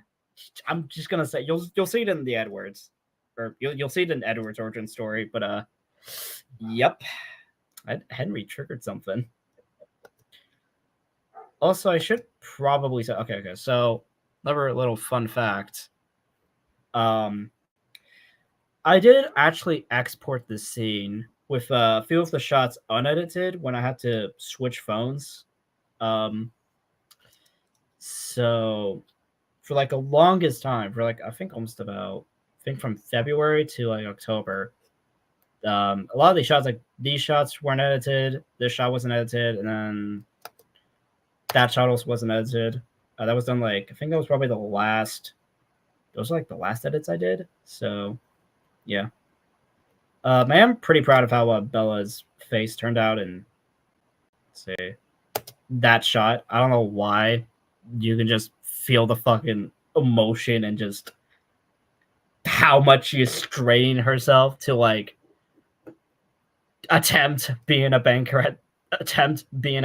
Although she may not be good at being a banker, but the train got like at least a little bit further up the hill, just a little bit, like I don't know, like 20 feet up the hill.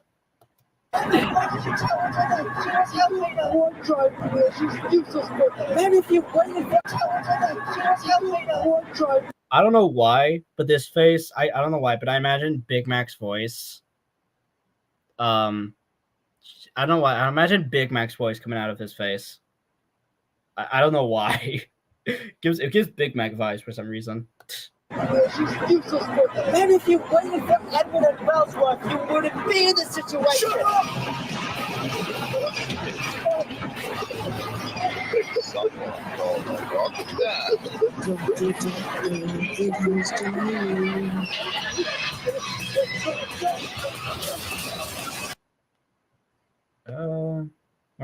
Oh yeah, definitely. Oh yeah, speaking of Trampy, I don't know why, but like I was watching I was on a Trampy hyperfixation when I recorded the lines for this scene. And some of that came out when I yelled shut when I recorded the line where Henry yells shut up. I don't know why that came out. That came out. Do the guards' lines get changed, or can I just not hear them? Let me hold up. Let me rewind. That is way too far. Let me go back. I went way too far. Ah, fucking hell. It's right about here. Okay, hold on. Let me turn it up a bit.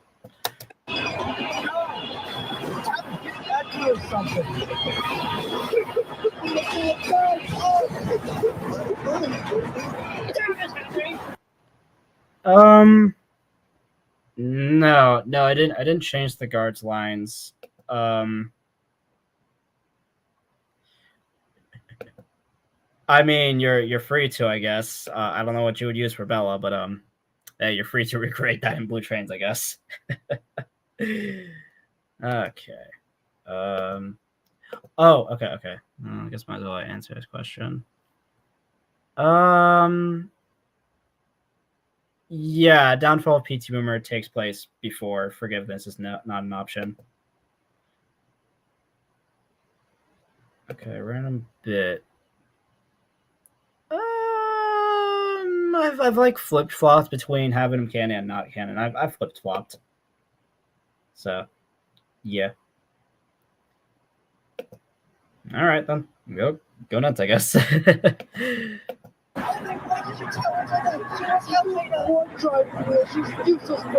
if you waited for Edmund and Bellsworth, you wouldn't be in this situation. Okay.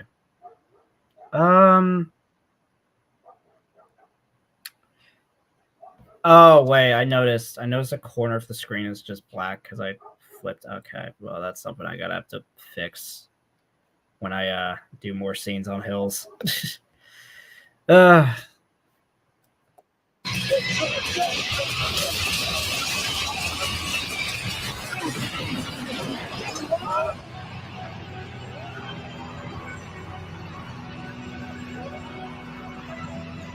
Okay. Again, I can't pronounce the name of the song, but that song goes so fucking hard. I swear to God, it goes so hard. I can't stress this enough. Watch Edge Runners and listen to the soundtrack. But all those go so hard, dude.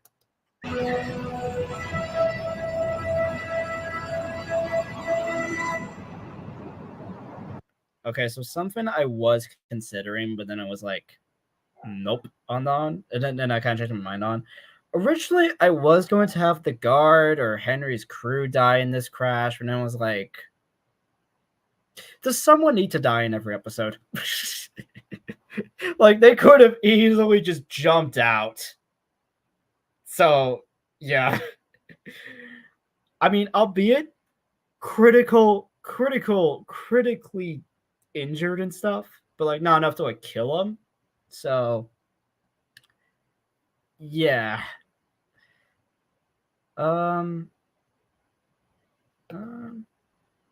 Yeah, for real. Yeah, for real. Twinsies.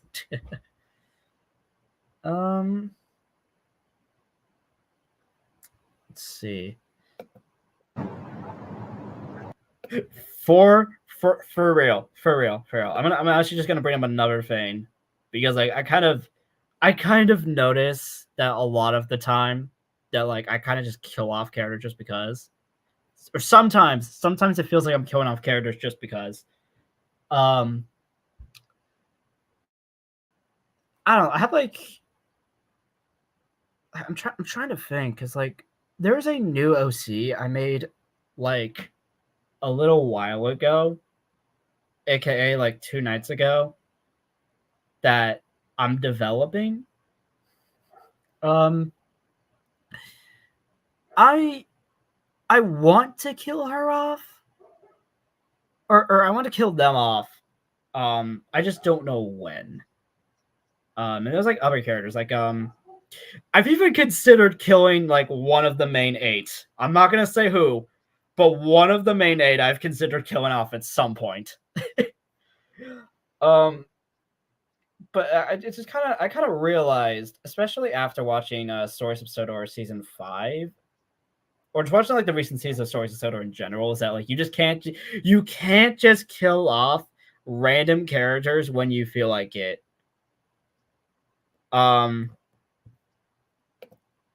Percy can't be killed, so not him. Exactly. Trying to think, but okay. I'm gonna give a PSA. If you're going to kill off a character, especially if it's one of the main 8, think about if it serves a good story or not.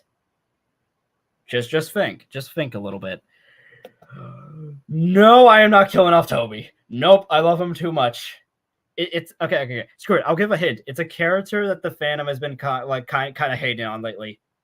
It is not Edward. Nope, it's not Edward. It has to be. It's a character that like the fandom has been kind of hating on lately. Character that I love, but some people find very annoying. So, no.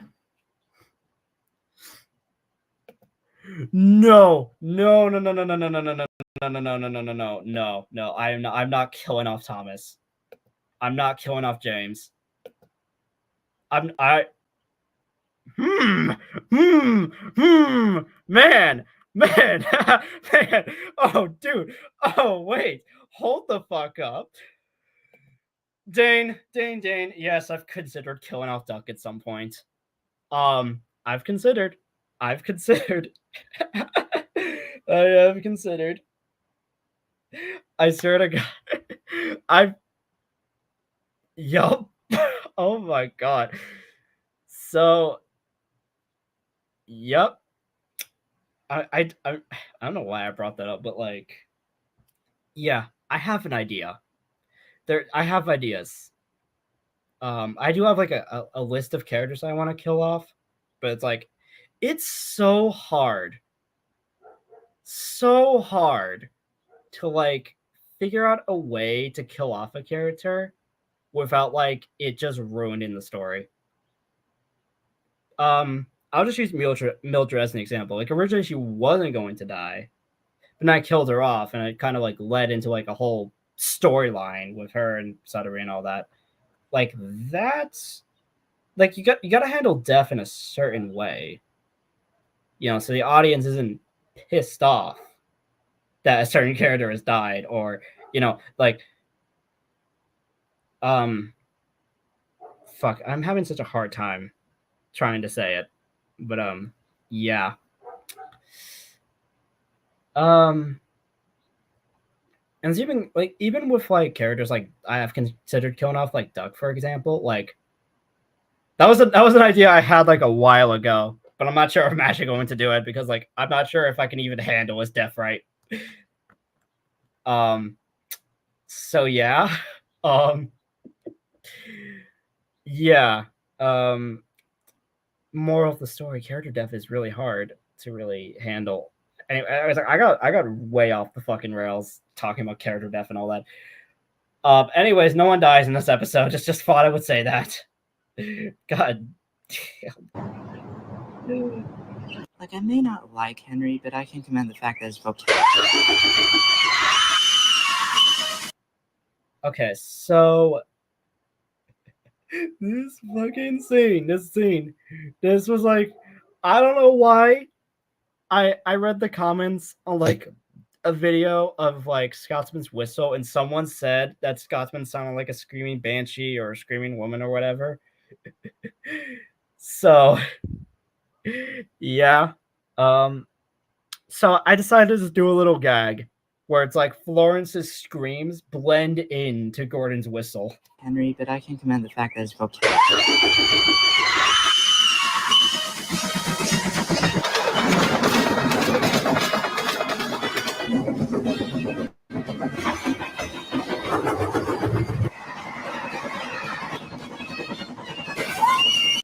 Oh yeah, WNS. All right, WNS coaches. This one's inspired off of that one random coach from Stop Train Stop. It was I think it was I think I got it right. It's supposed to be that random coach that random Shroudly coach that just has a balcony on the back. So yeah, they are there to purely hide the fact I didn't put a water tower there. They're purely there just to hide that. So yeah. Also, I should bring up the fact that I've already I filmed like one scene for volume 4 on this set. I'm not gonna say what it's for, but I did that. I did.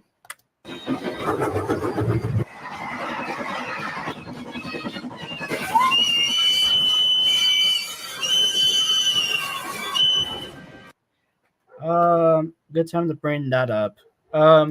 Yeah, with Lego people, like it's good, especially good for like my series, especially when I'm planning to have my human OCs take like center stage in a couple episodes.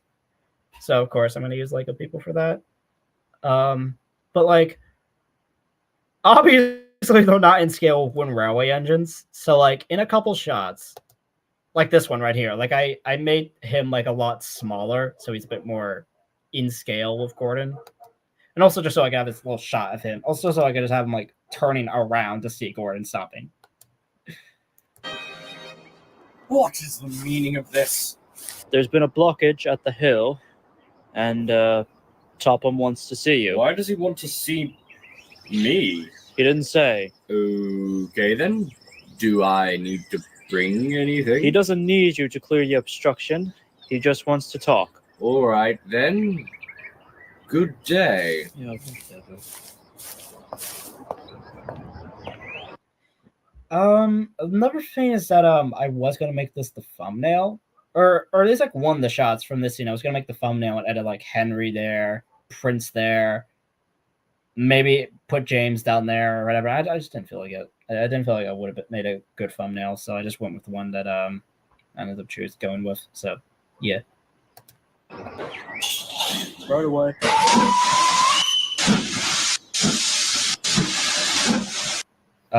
Okay, I need to BRB real quick. I need to go to the bathroom again. So I'll be right back.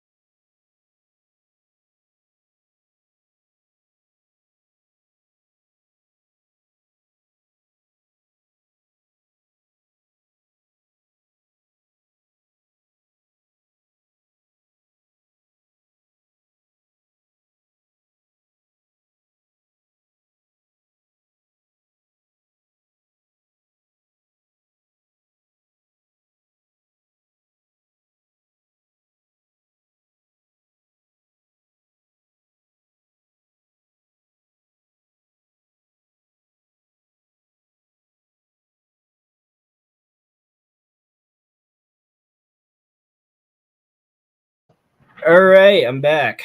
Let me take down the banner.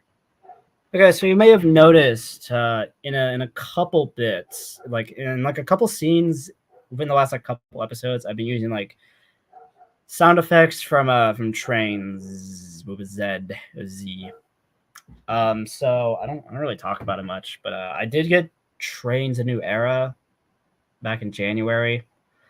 Originally, I was just sharing an account with a friend, and then I just decided, yeah, no, I'm not sharing accounts. I just decided just to get my own account. So, yeah. Yeah, I don't know why, but there's like, this might be like the half pariah fangirl within me talking, but like, there's like a few like sound effects from trains that makes like, that feels like a very cinematic to me, like this puffing sound. Away.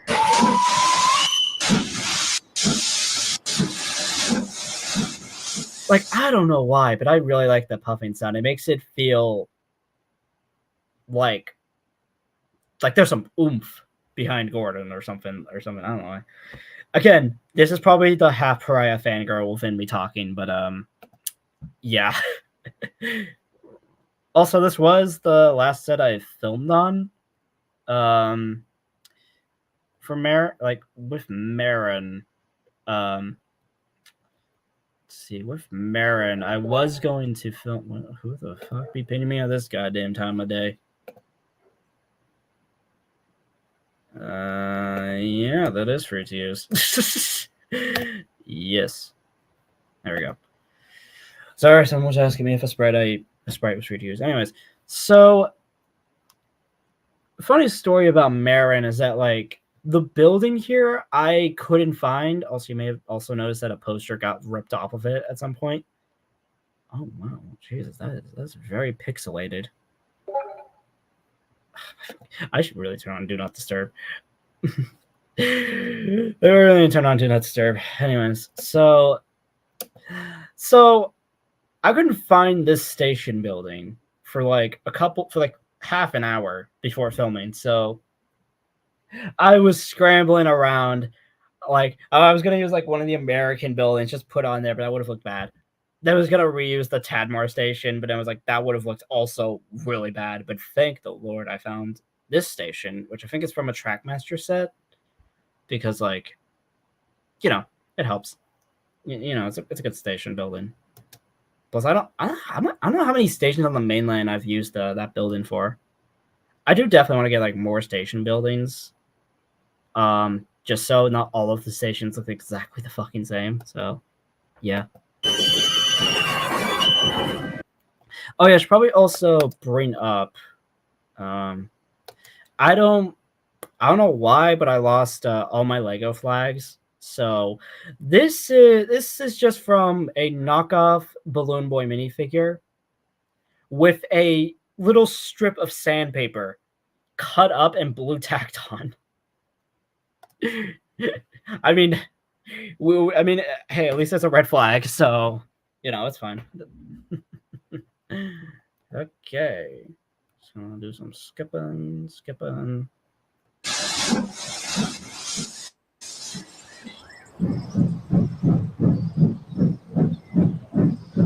Okay, so something I didn't notice until editing, and it bugs the hell out of me now, is Gordon's headboard. You may have noticed that it looks absolutely pristine. It looks well, mostly pristine. Mine has a couple paint chips here and there. May have noticed it looks pristine in this scene, and then in every other scene, it looks kind of worn down a little bit. I don't know why I didn't at least like paint over the paint chips, or like I don't know, put the headboard back into shape. It's one of those like headboards from it's one of those brass headboards from Lights Railway Stores or Narrow Planet. I got it from my 00 gauge Gordon, but I decided to use it for this episode. And I had a heart attack like when this would fall off somewhere on set. I would always have a mini heart attack because these things take so long. If you've ordered from Light Railway Stores and got like a nameplate or a headboard from them, you would know that they would take so long to make, like probably like 4 months to make and ship to you. So obviously I do want to like with headboards, I might print them out now because like the brass ones look really good, but it's just kind of hold up. So I'm trying to think. So I think like just because like I really don't want to risk like losing brass headboards. I might just use paper ones from now on. So yeah. So there's that. I'll answer that when the episode is done. Or hold up.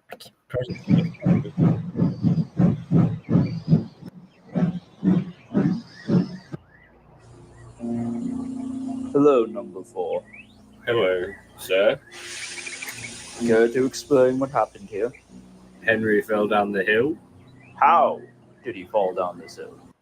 Okay, so something I like doing with all 4 fat controllers is giving them different auras and voices to make them like stand out from one another. Because like the fat director or Bertram Hat, he's an intimidating guy, I would say. He's a pretty intimidating guy. And when I do like he'll appear in Edward's origin story, and you'll see you'll see him there. And you'll see like how he was before becoming the controller for the Northwestern. So yeah. Oh yeah, you can see as well that I photoshopped him to be like much smaller, which I think really came across here, and also makes the fact that he has I think it makes like shots like because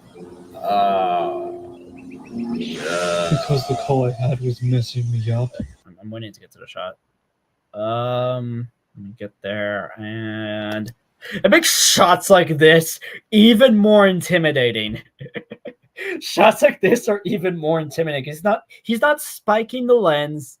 He has sure, there's like a bit of a shadow over his face, but like the fact that in comparison he is shorter. He's shorter than a big giant locomotive, and yet he has like such authority over them. I think that I love this shot. This shot, like, there's not much to this shot.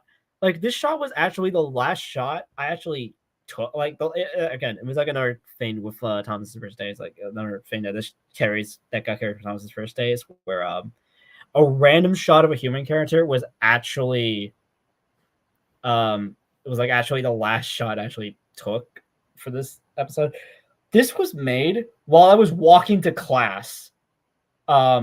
Just like because like I'm trying to think, because like I'm at college like pretty late into the night once a week, so I decided to take advantage of that, and like you know, I took my top minifigure with me, and I just took this shot by the road by my college, and I think it's probably it's one of my favorite shots in the whole series, because like it says a lot about him. The look of pure disgust, the shadow over half of his face. The sky is beautiful. The color correction was beautiful in this shot. Like I love it. Like he doesn't need to be spiking the lens, which means he's looking directly at the camera. He doesn't need to do that. It's just you can tell he has like really like huge authority. Thanks. Thanks.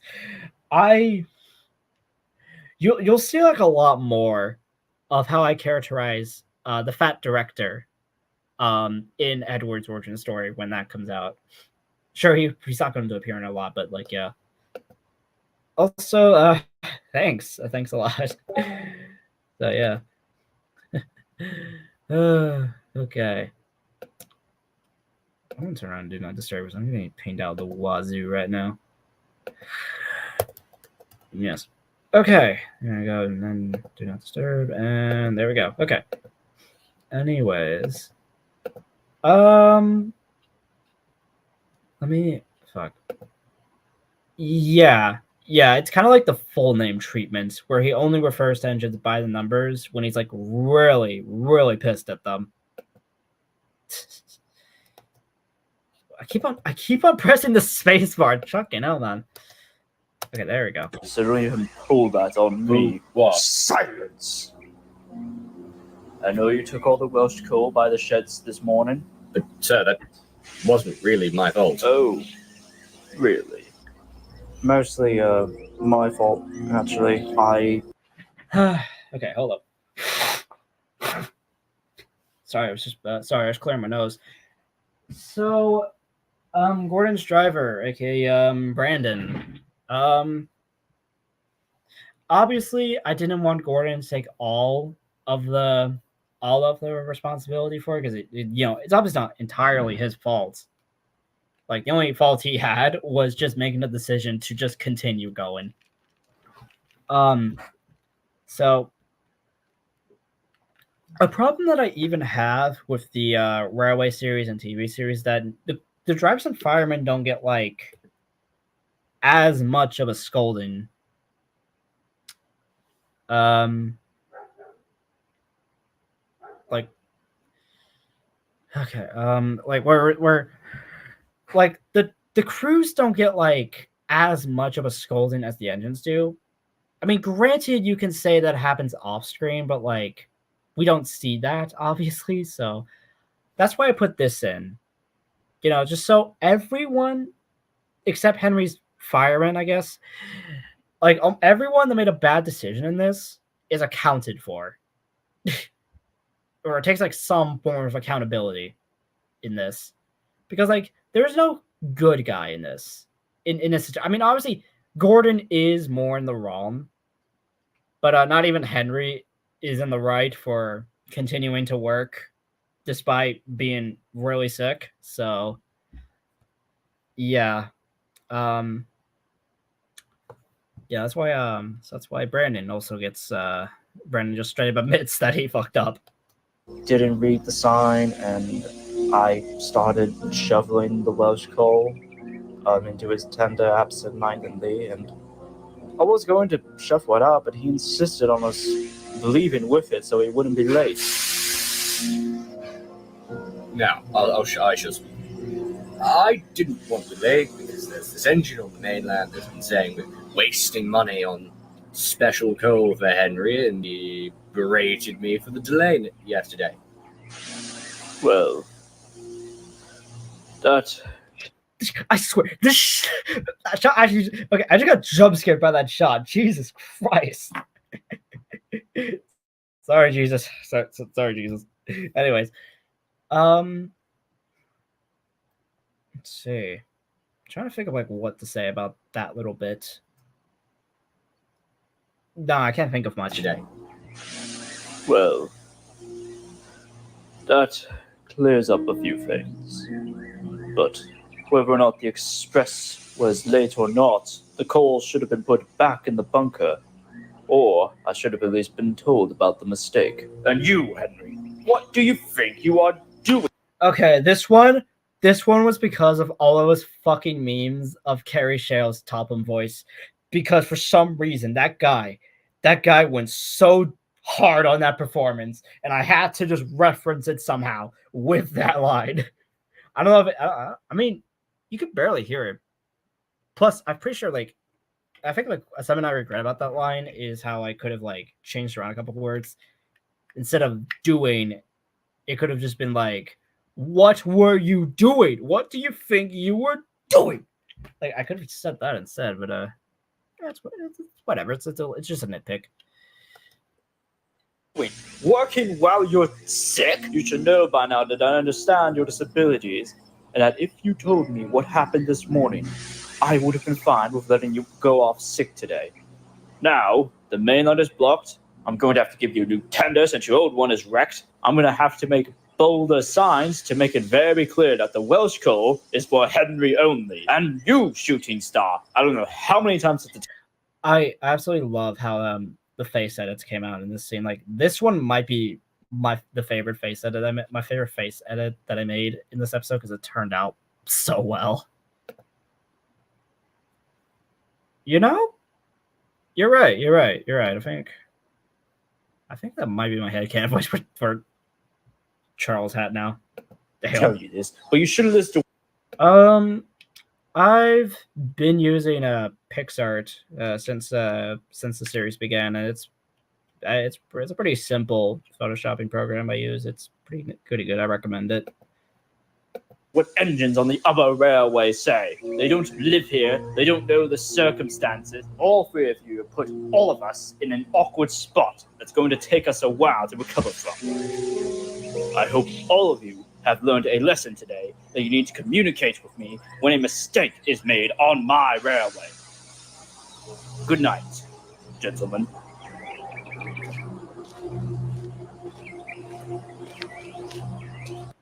Okay, so originally, you were going to walk that way up the hill. Just like originally you're going to walk that way, but then I realized that made absolutely no sense because the breakdown train would probably be that way, so that's why he walks that way instead. Thanks. Thanks. I really want to like ham in like some points that are missed. I feel like are kind of lost in a lot of fan productions. Like how even before British Railways takes over all the railways on the mainland, Sodor is still very different. They got like a lot of like engines from different railways, and they got prototypes like these two. So yeah, like I kind of want to like have Sodor be like this, like it's like the most wacky and different way, make it different from like all the other railways. So yeah. Oh, okay, played Gordon kind of like a scolded wet cat. Huh. I did kind of notice like Gordon was a bit meeker in this scene. I like that. That's good job. So yeah. Let me get back to where we were. Yeah. Let's see. Shut up. No, you need to listen to me. I'm not in the mood, so shut up.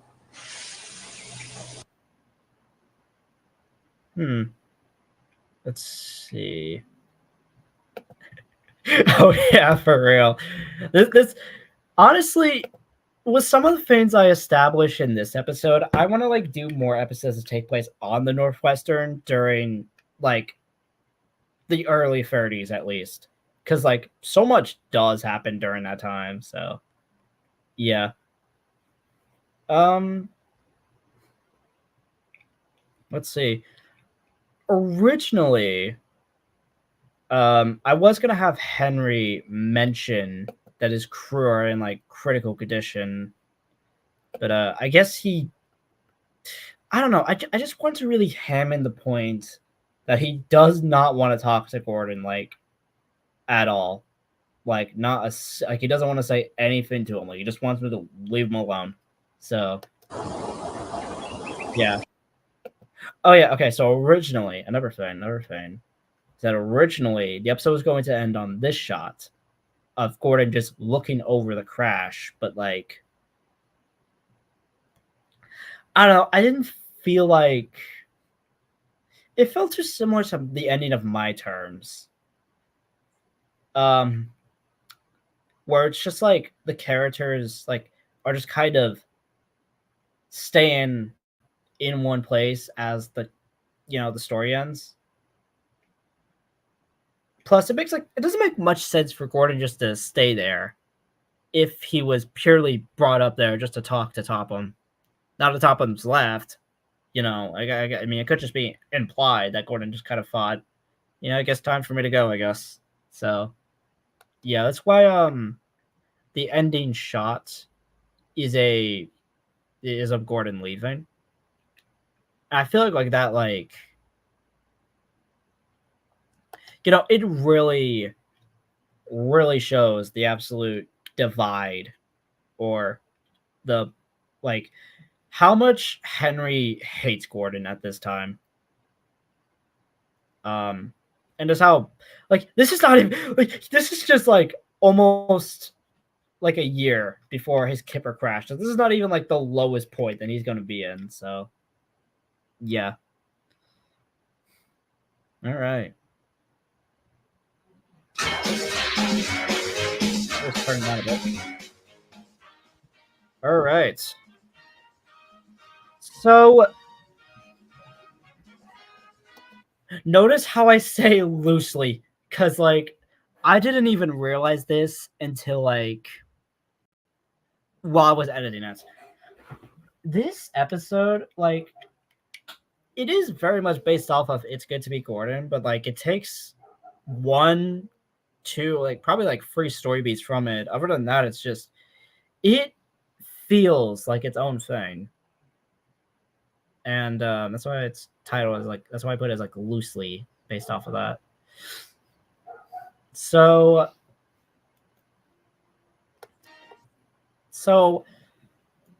this episode is definitely one of my favorites of the series because it's like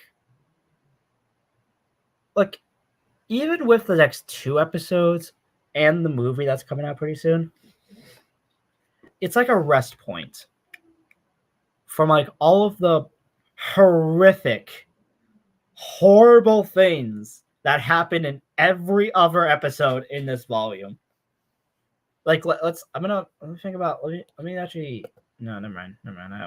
I don't have the playlist open, but like, think about it like this: the only other episode where nothing horrific happens is, I think it's Master of the Railway. Master of the Railway is the only other episode in this volume where nothing horrific happens.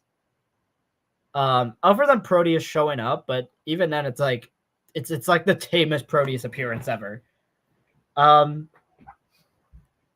Especially in this half of the volume where so far we get Thomas, like where we get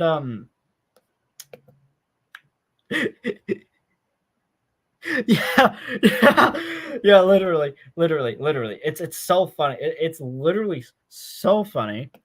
It's so funny because this is like I forgot who said it when the stream started, but I think it was let me scroll up. It was I forgot it was I'm scrolling. Holy fuck. I'm sorry, I'm trying to find who said it. I think it was I don't think it was Lucy. No way.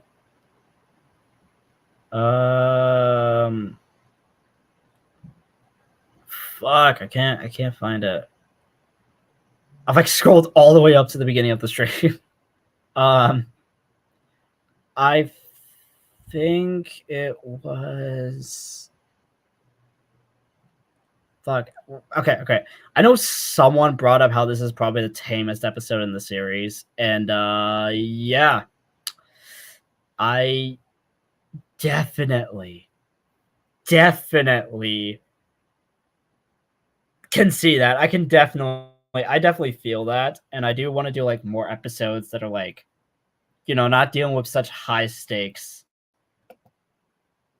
And it's crazy how we got from suicide to coal stealing. I completely blinked. Yeah. Yeah, I don't know. I just felt like using that just cuz. So, yeah. Pretty much. that is literally short stories. As literally short stories, just the duality of Thomas fans. Like one day or one episode, I'd be like covering like some heavy stuff like suicide. Next episode, just coal stealing. And then the episode after that, FNAF. Episode after that, it's so literally. It's either too realistic, you can't tell. Fucking hell. Literally. Oh yeah, a good time to mention that the next episode is gonna be a FNAF one, like the first one I've done in like 5 years. So get ready for that. Next episode. So guess time to scroll up to Scorch's question.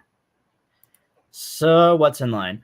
So there are 2 more episodes that I have planned for volume 3, possibly free, because originally I was going to post a Halloween special the day after, or like a couple days after, like last night. Originally I was, but I just didn't have enough time, and I want to redo it anyway. So yeah, pretty much. Next episode is an episode that I did that I got the idea for last year, and it's just an adaptation of Midnight Motorist. So yeah, that's the next episode, and after that is going to be the Edwards, where you learn why Edward and Bella hate each other. I'm finally just gonna answer the question. And believe me, those 2 episodes are gonna be like absolutely horrific. Like literally. So yeah.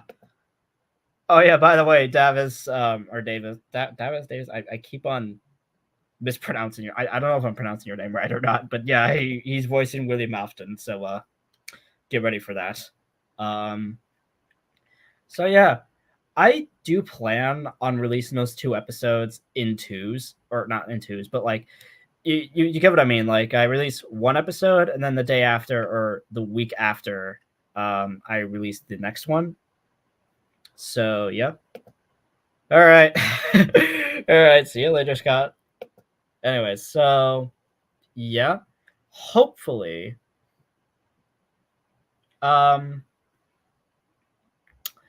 hopefully I'll get those 2 episodes done on Christmas or like early, like on New Year's, hopefully.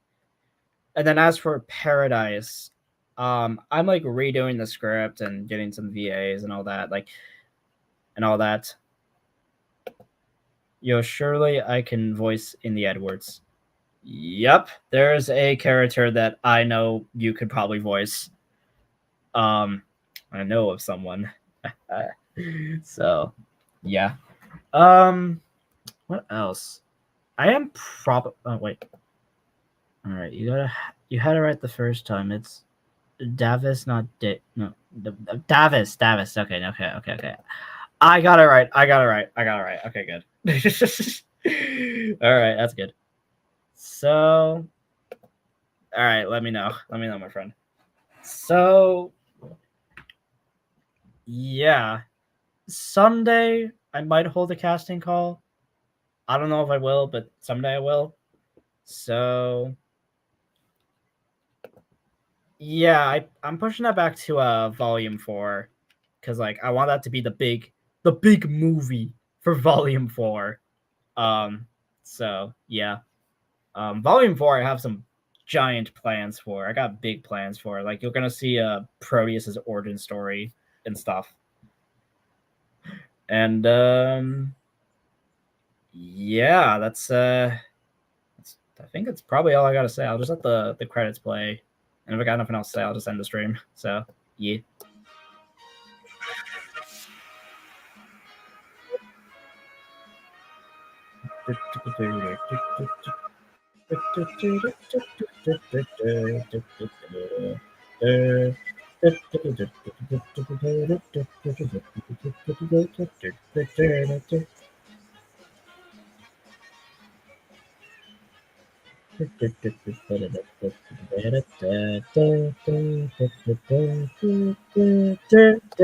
Yeah. Okay. There's Justin. There is. Scott.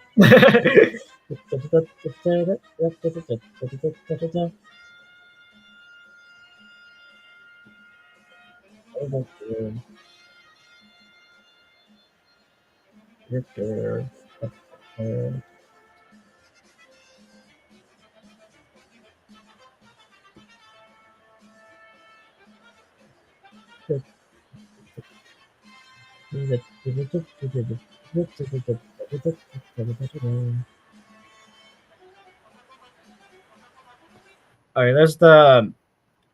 Oh fuck! I just remember that someone was asking about the music that was used in the scene in that station. Well, there it is. There's a conversation piece by Gooseworks.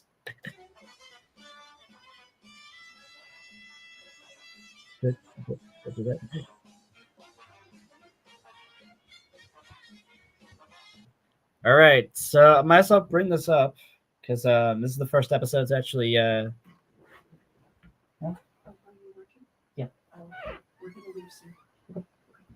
Sorry. Sorry. Anyway, so good time to bring this up because it's the first episode that use 3D prints that I printed on my printer. So credit to all these people. So expect to see. I should probably bring this up because it's a discussion that I've seen a lot. So I have been designing a couple. Like if you look at my Tinkercad, you would have seen that design like lots, like a good chunk of engine classes. And when it comes to 3D printing,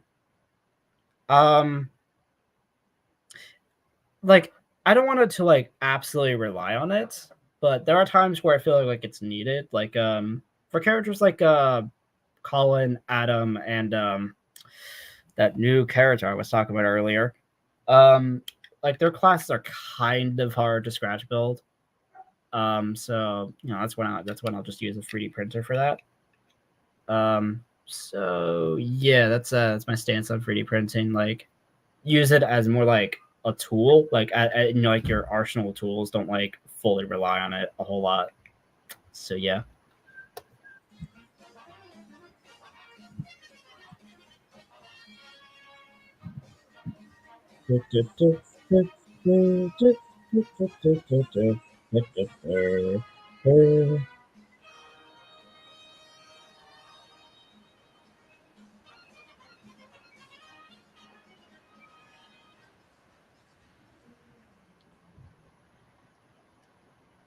All right, and